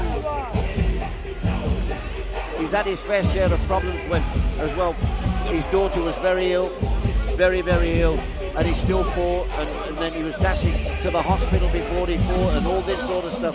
The guy's an absolute BKB legend. He is, and you see the skills on display in that 3rd round. Good work with the combination punches, going after the cut around the eye of Nick Bass. By his own words, he said he's king of the super welterweight division. That's what he said. Anybody can say it. Now can he prove it? And a win today makes a big statement. Especially 16 and 5. Yes. And I think at 16 and 5, you have every right to say to the matchmakers, hey, get me in with the big guys. Yeah, I'm the best in the world. You could say that. Absolutely. The trouble is, in this sport, you've got people who are 0-2 saying, get me in with the big guys. Everybody wants to fight Smash. Everybody wants to fight Jabba. You've got to earn the right. BKB give you nothing. You earn it. That's right. Round number 4. Can he get the stoppage with 2 rounds left? That is the question. Nick Bass going back to the clinch. Nice combination there. Scott McHugh might be a little bit surprised at his opponent coming out with so much energy. Looked very fatigued at the end of the last round.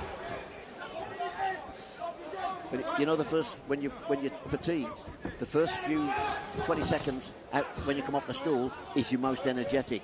Then that last 2 minutes or the last minute of a 3-minute rounder, wow. Feels like 10 minutes. Absolutely. Yep.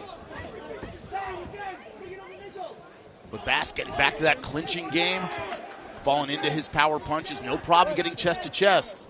And I've never fought at this level, but for a white collar fight, I was in with John H. Stracey, the world WBC champion, 5 rounds, and I got beat up. So I know what it's like to get beat up.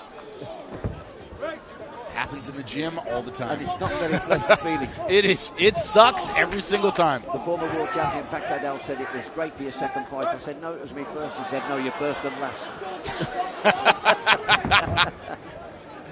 That's why we're next to the Trigon and not in there. You're not wrong. As McHugh coming forward with good, fast, straight punches.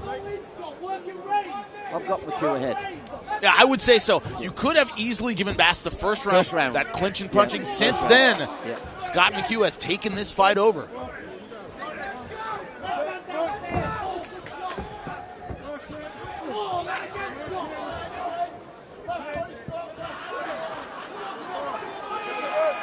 Gets untidy though, doesn't he? Very untidy. And the swelling around the eyes of Bass are getting big. Good body shot. And every time he gets hit on that spot, it must be like getting hit with a hammer.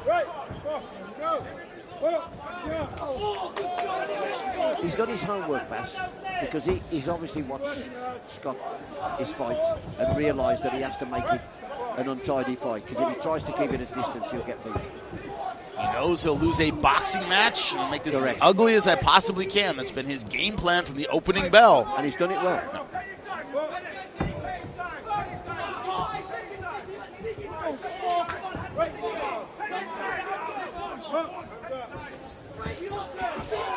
Oh, it's good stuff from him though, Bass. Sometimes, you get to the point where you oh, nice left hook. He wants his eyes. Yeah, pumping up the crowd, and Bass is hurt. Looks a little unsteady. End of the round, one more to go. And I think McHugh knows he had his man hurt with that left hook. There. He was just shouting to us there. He'd got him. He knew he'd got him. He's as game as they come, Scott. As game as they come. And Nick Bass, when you talk about being game, this is a guy physically trying to stay in this fight when being technically outclassed. That's not an easy thing to do. It's a good fight. Yeah, very good. Very good. Most competitive one we've had so far. Absolutely. For a fighter, though, when you're in front, to be out the danger of maybe being stopped with a cut, that would drive you crackers. Look at the hands covered in blood. Just how Scott McHugh likes it. Yeah, but he told me, I was talking to a few fighters, that it's afterwards, later on, that they'll feel it. They don't feel anything there. Seen a lot of fighters win fights by knockout with broken hands. Many, many times in my career. So we begin the fifth and final round. Scott McHugh, the veteran, in the gold and black. His opponent, Nick Bass, in the red, white, and black trunks. If you're just joining us, Bass has made this an ugly, dirty, clinching kind of fight. But Scott McHugh, since the opening round, has really started taking this, keeping it at medium range. But Bass has looked good early in round.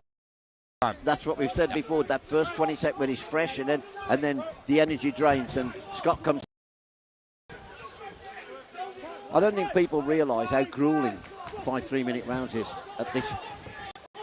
It's not like running 20 miles when nobody's trying to hit you.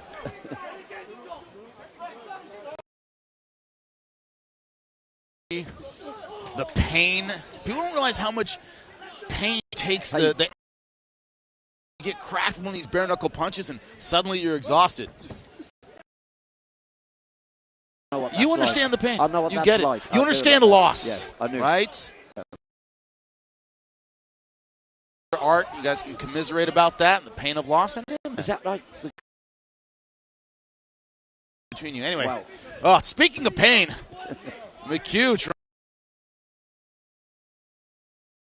Good stuff with the lead hand, but Bass will not take a back.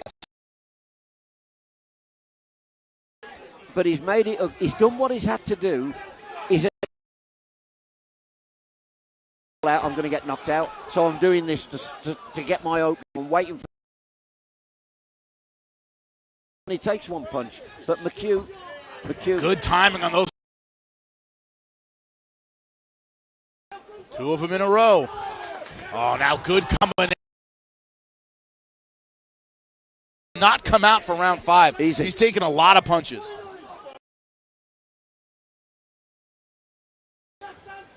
His game, isn't he? Very game. If you get in that trike on your game. Hard as a coffin nail, my friend. Scott McHugh, though, having fun. 30 seconds to this fight. You know he loves this. It's what he lives for. And yet when he's not fighting, he's...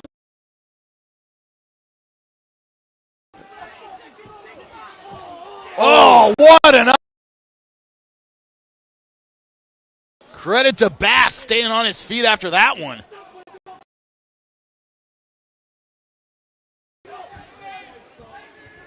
Scott McHugh, 9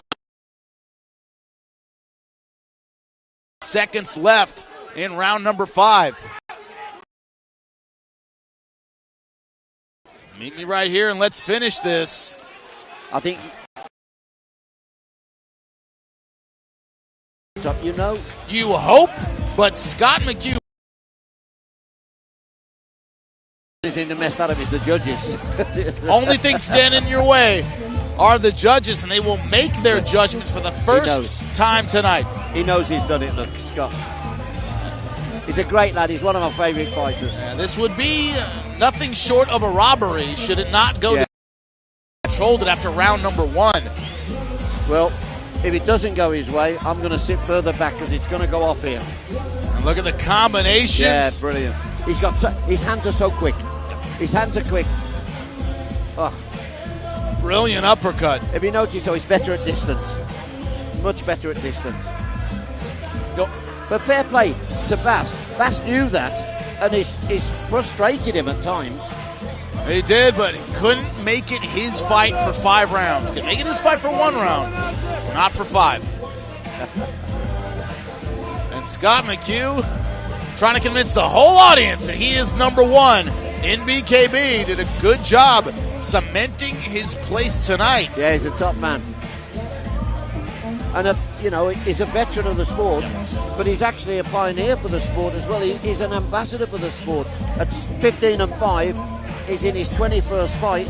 That takes some doing. And he's still, 33? He's still got years left in him. Still perhaps coming into that man strength to get into in your early 30s.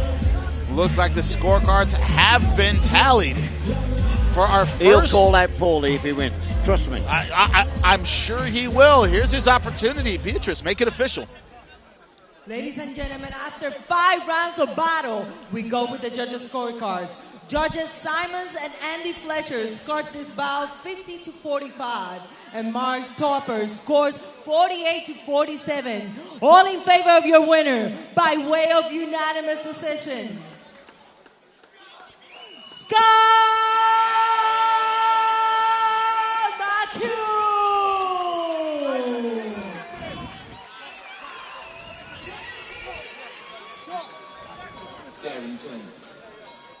Congratulations, Scott McHugh. That was a very rough, rugged 5-round brawl in which you got cut early, and it kind of seemed to affect you a little bit as you regathered yourself.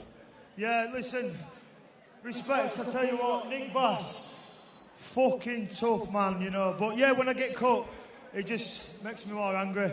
Old scar tissue, but next time I'll try not to get it.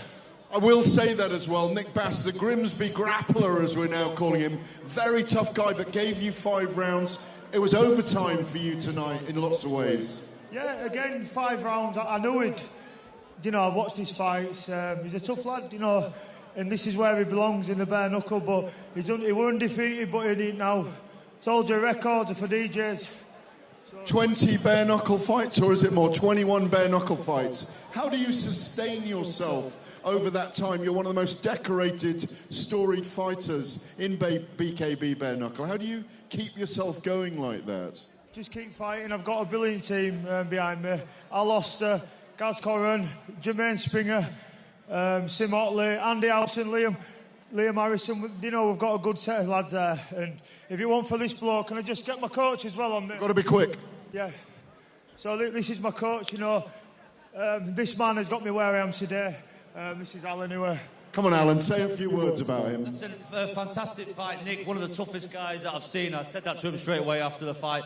Scott was fantastic as usual. You know what you get with Scott. You're getting pure violence from 1 to 5. This guy deserves a big fights now. Enough is enough. He's on the prelims. He shouldn't be on the prelims. He's the most experienced guy on this roster. Give him what he deserves. Give him his respect. and give him the big fights now. Well, where you at, motherfucker? Okay, well, on that very point, just to finish off, that's all right. You're enjoying yourself, we're enjoying you. We got the super welterweight world title tonight, Rolando D and Paulie Malignaggi. You do it officially. Call the winner out. I want the winner of them two. Paulie Malignaggi is a fight I want. He's a big name, I respect him. You are a fucking man of many talents. But when it comes to bare knuckle, this is my back garden. The one and only Leeds' finest, Scott McHugh, everybody. And what a fight we just had. And what is it about you?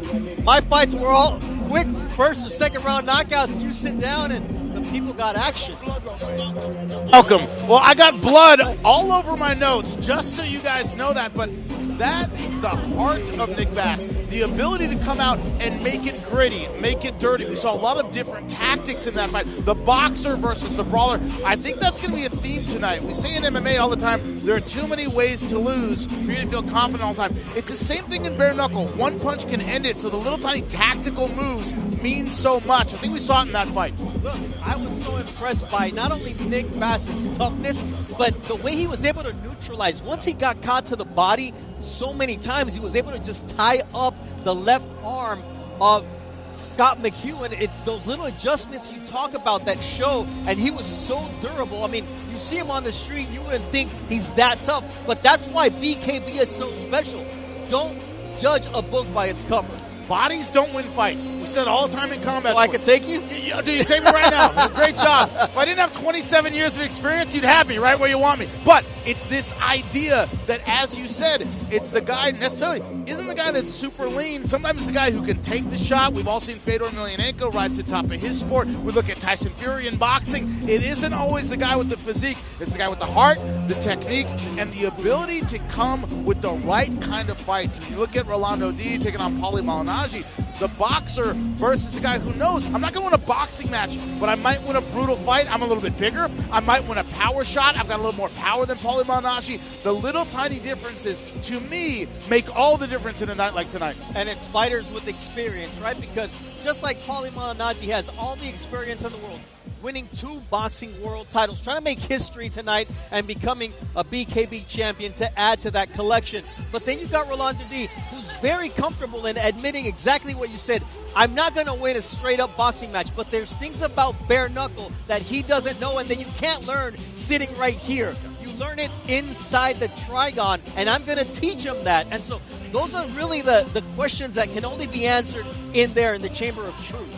There are certain sports, period, where going to practice isn't any different than getting out on the field and actually doing it. Bare knuckle is not one of them. You cannot spar bare knuckle with no headgear. You can't do that. You can't hit pads bare knuckle with no headgear. It is simply not possible to do. So the only time you can test how good you are and whether or not your technique works is right here. And there's a certain excitement, but there's a certain, Bernardo, level of discomfort that comes out. I can't know until I'm there. If you have scar tissue around your eyes, what Paulie Malignaggi does, is that going to open up? I don't know. I gotta get in there. I gotta get in there and get hit. I don't know. So you can never feel 100% safe in an environment like this. And I think that's what makes it so special. Let's talk about the co-main event of the evening, because those guys literally had to be separated from one another at the hotel. And we were like, hey, guys, get paid for what you want to do, especially in the case of Dan Giddens. The fight was supposed to happen last November. Then in January, there was an injury in camp just a couple weeks before the fight was supposed to happen in Miami. And Dan Giddens, who's 6-0 with 6 knockouts, says, look, I could have made some money in that time. If you're ducking me, I don't care. But he said it in so many ways that really upset the champion. And the welterweight champion, Javon Wright, said, look, the stuff you just said to me in my hood, it's on site. And it was on site when they got here together, but now they're going to do it inside the Trigon. What excites you about that fight? Javon Wright has the reach advantage. He's a slick boxer, has an excellent jab, good movement, good defense. He can't get mad and make this a brawl, because Giddens wins that kind of fight. So certain fighters, they need to be emotional every time they fight. It's their brand. I'm emotional every time I fight, right? some guys need to be tactical and technical in order to win. So what I'm curious to see is if Javon Wright can make this a boxing match despite the bad blood. Yeah, you can use those emotions. I think if you're his coaches, you go, hey, that was all for outside the trigon. When you're in there, use your range, use your jab, make this a boxing match because you're not going to win a brawl tonight. And the one thing that we have to say about Javon Wright is he does have losses on his record, but they've been at 154 pounds. One of them was when Robert Duran Jr. came in overweight, and then his last time out, he tried to scale up to 154 pounds, fought the Florida Gremlin, and he said, I was winning that fight until I wasn't. And that's the other thing about the Trigon. So he's got this ultimate confidence that if he's at his weight class and he's got a track record of it, nobody can beat him. Also, we talked about fighters who need to get knocked down. They get hit to wake up.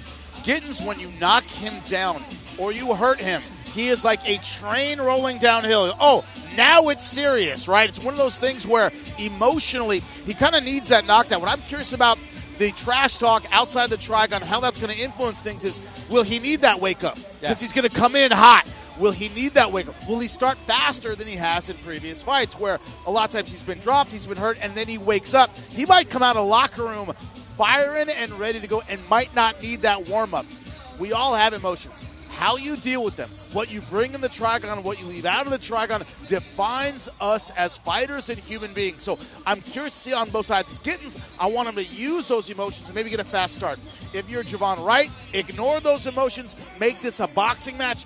See this as tactical and technical. They both have the same issues. Who uses it properly? All right, we have 3 world title fights on the slate tonight. Callum Skane gets another crack at the title. He lost against Harry Gigliotti, who is one of the best fighters at BKB at the time. He gets another crack at it against a man. Esteban Partida, only in his 3rd fight in BKB. He didn't fare well in professional boxing, but he's got the skills. He says, I used to get my butt kicked being the Asian kid amongst Latino kids in the Central Valley of California, where you very well know it can get pretty rough. But he says, but inside this trigon, I'm in my element. And to have an opportunity to win a title in your 3rd fight, he's looking to take advantage of that. This is a guy who will mentally take you out of your game. Last time out, got some blood, dabbed on his opponent. Yeah. I mean, stuff that you might get disqualified for. Yeah. A kid needs to relax a little bit. But this idea, he gets his opponent off his game. The worst thing you can be as a fighter is a spectator.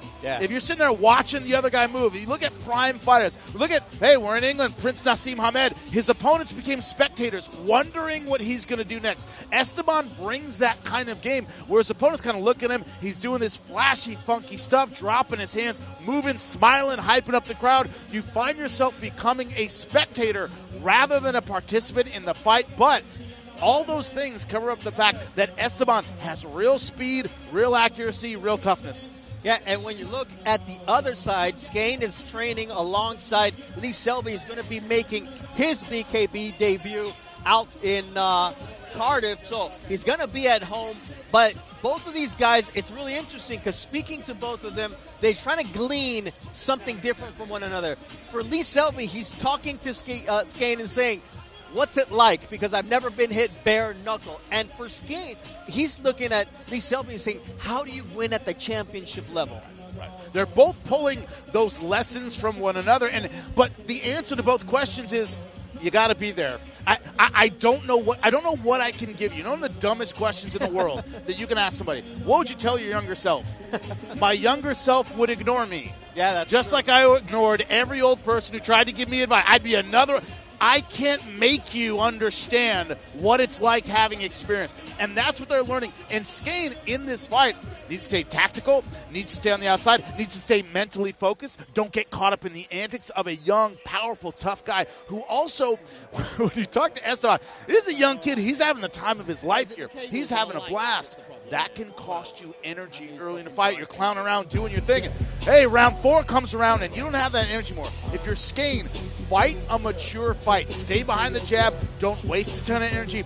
Don't let your opponent carry you too fast because Esteban has a way of carrying his opponents very, very fast. You don't have to match your opponent's energy. I think Skane doesn't want to get caught in a young man's kind of fight tonight. Look, to be honest, Esteban Partida's never been past the second round, and it's part of that. If you can make your opponent fight your fight, especially inside the trigon, it makes all the difference because time is finite, and you do have 6 rounds in a world title fight, but he hasn't needed them so far. So if you're Skane, you definitely want to take him into deep waters. How does he do that? Stay behind the jab, mind the footwork.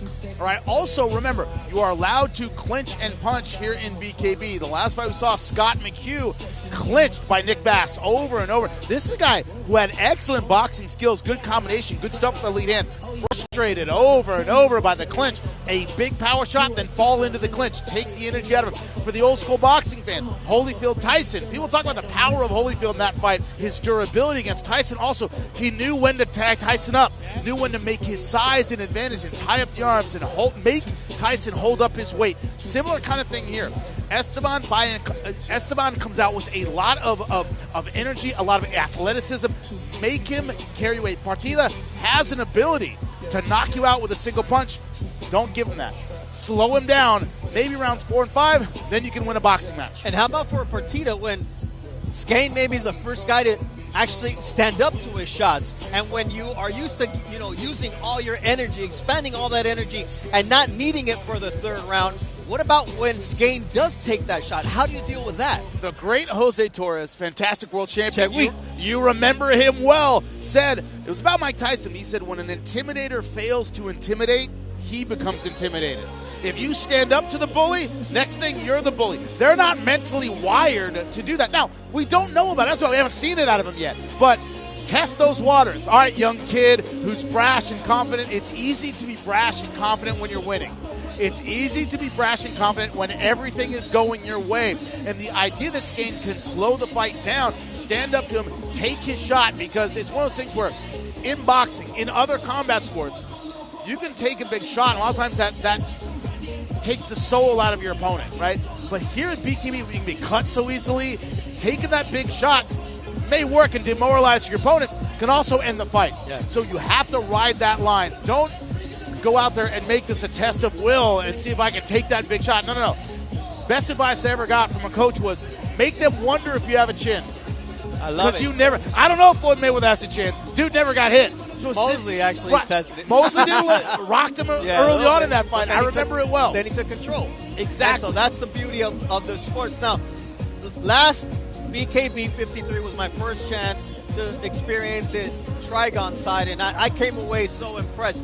You have called any way you can see 2 people fighting, this man has called. So I'm really interested to know what your first impressions have been, Trigon side of what you've seen and how things change inside the Trigon so fast. The defense is radically different. It's almost like Nuthway fights in Thailand where they have ropes over there. I've seen those. Never called one, but I've seen them. It's this idea of defense is totally different. We don't have gloves. Defense in MMA, we have kicking range. I can keep you at a distance with my feet. The idea that you can't really defend with your hands, you don't have gloves, and you can't really defend with your feet, it's not a kickboxing match.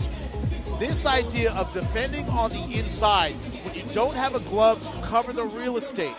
And there was Chris Algieri who told me this. He goes, I went from kickboxing to boxing.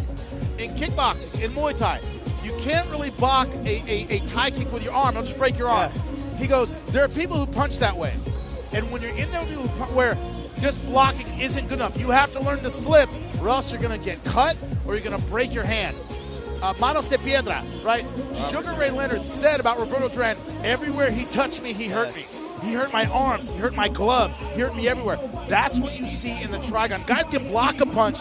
All of a sudden, they start swelling. Eyes start swelling up severely. So it's this idea of your defense has to be so clean. You have to be so great at slipping punches in order to have real defense. And in the Trigon, from what the fighters have told us, in any sport, it hurts to get hit, but in the Trigon particular, they say it hurts as much to hit as it does to get hit. So they say it's a physical game, but mentally, it's very, very difficult. And I'm going to give you the last word here.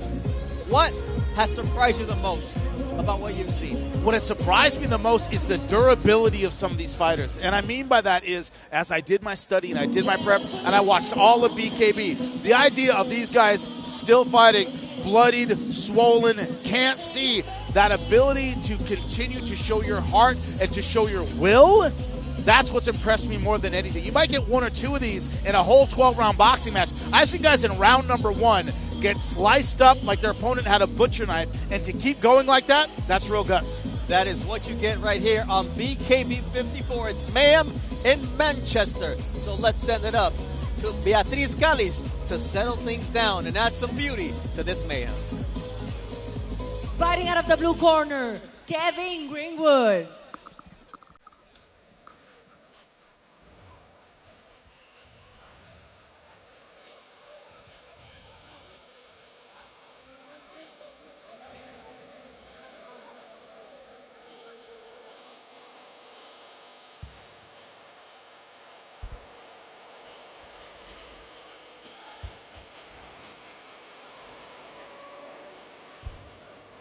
Kevin Greenwood said, these are the sort of fighters I need to be in against.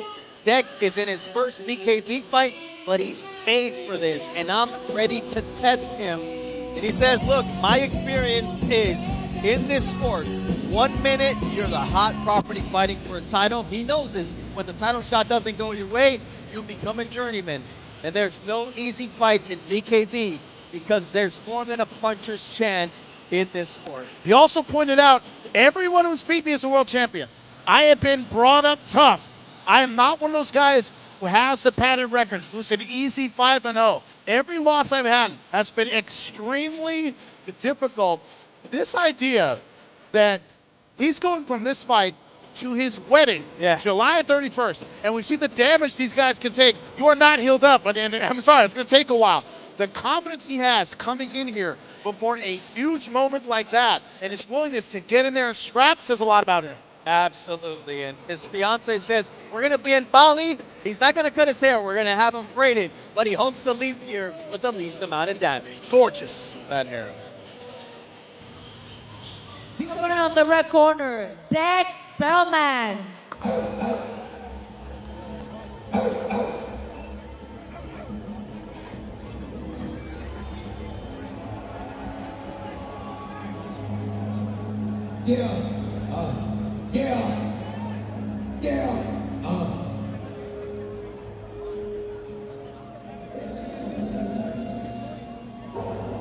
Are you not entertained?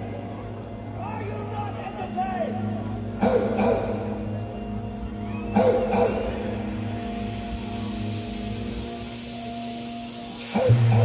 Are you ready to see Zack Spellman make his BKB debut? He says, this is my second bare knuckle fight in this building, but this is my first time with the organization, and I can't wait to get in here. He's got championship ambitions, no doubt about it, and he wants a shot at the champion, Julian Fernandez, who already beat Kevin Greenwood by stoppage. So he understands that his opponent's been in against Marco Martiniak, Ryan Barrett, Julian Fernandez. Make a statement tonight, and you fast-track your career. 19-6 as a pro, a very popular gloved boxer. So the transition, he thinks, is going to be a lot easier. I've got the technique, I've got the speed. It's about doing it in BKB. Don't sweat the technique is what they say. You see the age difference. Greenwood, 9 years older. There's a 1-inch height advantage for the soon-to-be married young man. But the reach, that's the biggest difference. You see, 4-inch advantage for Zack Spellman.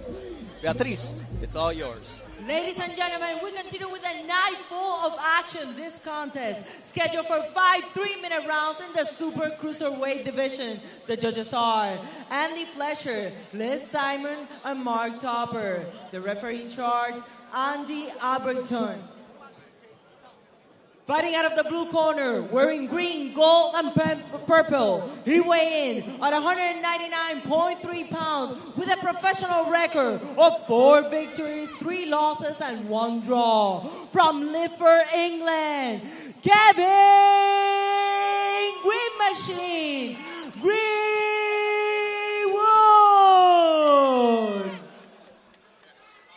Introducing his opponent on the red corner, wearing white and black. He weighed in at 198.8 pounds. Tonight, he enters the Trigon undefeated as a pro with 3 victories. From North Green, Lincolnshire, England, Dan Big Dog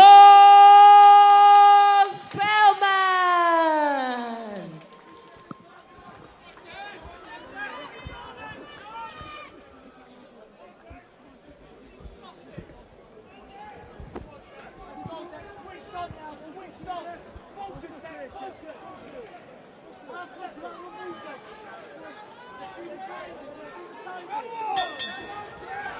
Bernardo Osuna alongside Jimmy Smith here at the AO Arena in Manchester. And when Beatriz was announcing the colors of Kevin Greenwood's trunks, green, purple, and gold, I'm like, those are the colors that his eyes might be when the fight's over. Yeah, we shall see. You see immediately Spellman with that confident boxing taking the center of the Trigon, letting that lead hand float. Man, he's got power behind that thing. He does, and that looping left hand right to the chin of Greenwood, who so far has been able to take the shots from Dex Spellman. But they say Spellman is one of the most intimidating fighters in bare knuckle today, and you can see why. He's got Rocky Marciano tattooed on his leg, Ali below that, Bruce Lee on his left arm. That's commitment, my friend. Absolutely. To some of the legends in multiple disciplines, and he wants to be the next big dog in bare knuckle boxing. Already a mouse under the right eye of the big dog. So Greenwood said, look, you may come in here with ambitions, but I come in here with experience. Yeah, Greenwood right now hasn't really been able to get his offense going, but, you know, high hands, hasn't panicked, trying to weather the storm early. Nice jab from Greenwood here early on, kind of letting Spellman know you're going to have to pay to get inside because I got the longer arms. Yeah, Spellman definitely throwing more volume and a lot of power. Nice left uppercut from there's a cut around the eye. Greenwood cut already. That's a short right hand from Dex Spellman. And now he's trying to get into a rhythm. And this is where Dex Spellman can get very Greenwood dropping his hands. Almost daring Spellman to hurt him, and he does. Greenwood down for the first time.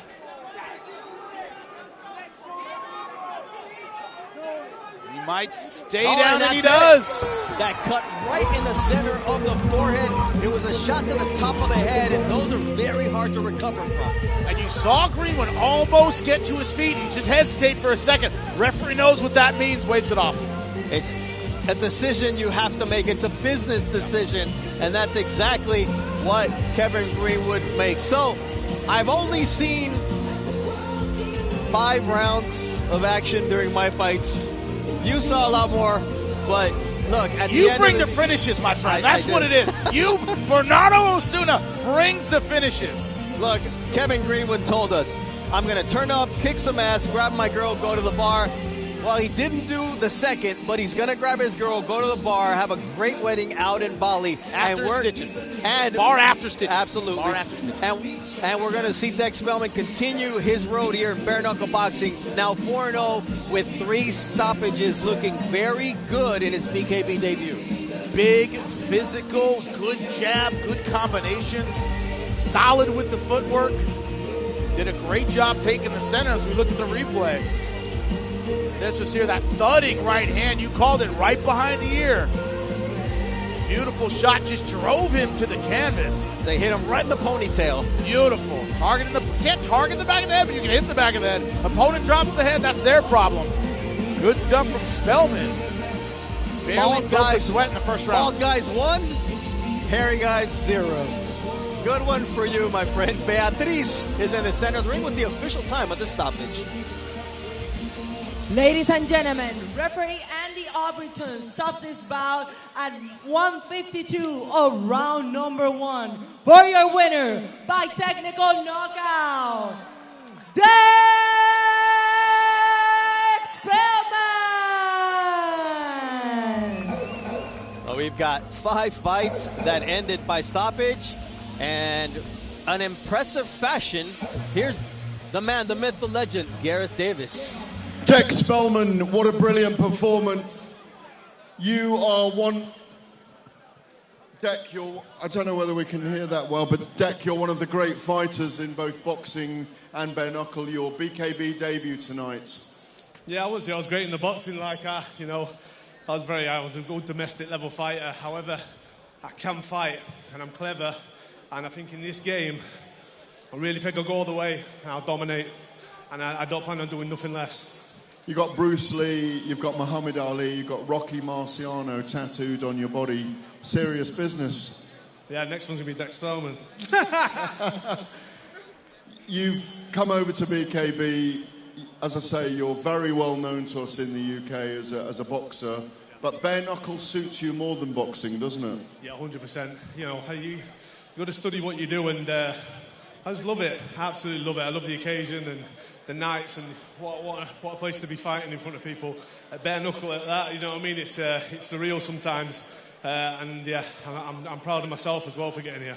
And we're starting to call you one of the most intimidating men to look at and be around in bare knuckle. Do you like that? Well, I don't know about that. The super cruiserweight champion right now is Julian Hernandez, the Mexican fighter who's a brilliant fighter, fought at heavyweight in glove boxing. But I know you've just come here, but you've got half an eye on him already. You got a message for him? Yeah, again, look. If he's not next, you'll be after that. Or after that, I'm in no rush. I'll take out anybody in my way to get that. You got the belt. I want it. Let's get it on. The Beast, Dex Spellman, everybody. Well done, mate. Impressive victory for Dex Spellman, who said coming into this fight, he said, bare knuckle boxing, when you hit him in the mouth, you're going to find out if he's cut out for it or not. It's about adaptation, so some of the best boxers are coming into this sport, but they really won't know until they get hit. Tonight, he got in with an experienced fighter, and he found out about himself. He is cut out for bare knuckle boxing as Dex Spellman, and he is cut out for the BKB. It's not the game you have, it's the game you bring. There are certain guys who are gym monsters. They're great in the gym. They just can't put it together when it comes to actual competition itself. Same thing when it comes to transitioning in combat sports, right? I was great at this, so I'll be great at this. Not necessarily. I'm a great striker. When I go to MMA, I'm going to knock everybody out. Striking's a little different. This is a man who was a successful professional boxer. I liked his range. I liked his combinations. I liked the way he threw punches for bare knuckle. And this idea that his style is translating very well to his new sport because he's not trying to force anything. He's letting him fly, much like Paulo Malignaggi is fighting in our main event. Didn't try to change his style necessarily. He just took the part of his style that works for this style and integrated it. Spellman, to me, has that kind of ceiling. And we're going to see it also with Esteban Partida.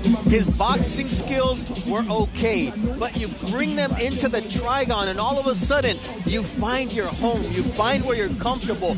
But his opponent's game is going to try to make him uncomfortable. So those are the things that we're starting to see as this sport evolves. And so let's take a look at what tonight's main card is going to look like, because it will be Daniel Learwell against Robert Koki at cruiserweight. Then Simon Doherty against Joe Fitzpatrick. If Doherty is able to win his fight, he is slated to go in and potentially fight for the world title. And Fitzpatrick says, what about me? Give me a shot. And then Danny Mitchell against Marshman. Those are two guys that know each other well.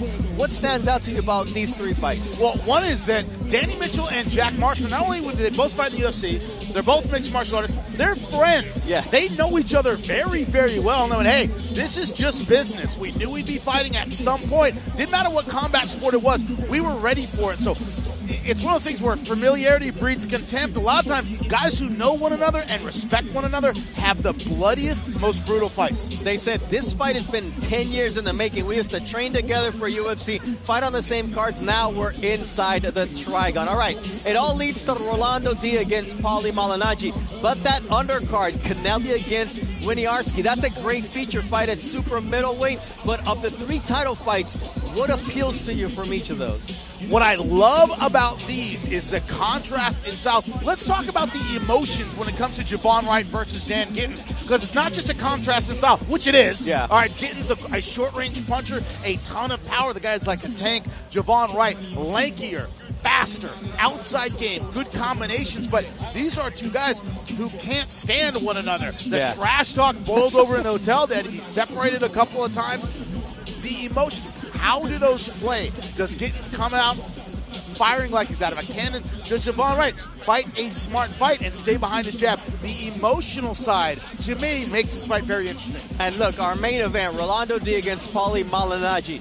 Paulie said there's something about these MMA fighters, these bare-knuckle guys, that they want to prove that they're crazier than you, and that supposedly that's supposed to intimidate me. We saw some of that posturing by Rolando D yesterday at the weigh-in, trying to get in Paulie's head, and Malignaggi just stuck his hand out there kind of saying, look, I can touch you anytime I want to. How does that play out tonight? Because D looks huge when you put him up against Paulie Malignaggi, who's as skilled as they come in the ring. One of the things that every fighter in every discipline says about mixed martial artists, they go, my God, you guys are gigantic. They're gigantic. Like when it comes to other styles, mixed martial arts has cut a ton of weight. Wrestlers cut a ton of weight. Rolando D is gigantic for the weight class. He is absolutely gigantic for the weight class. So what does that mean?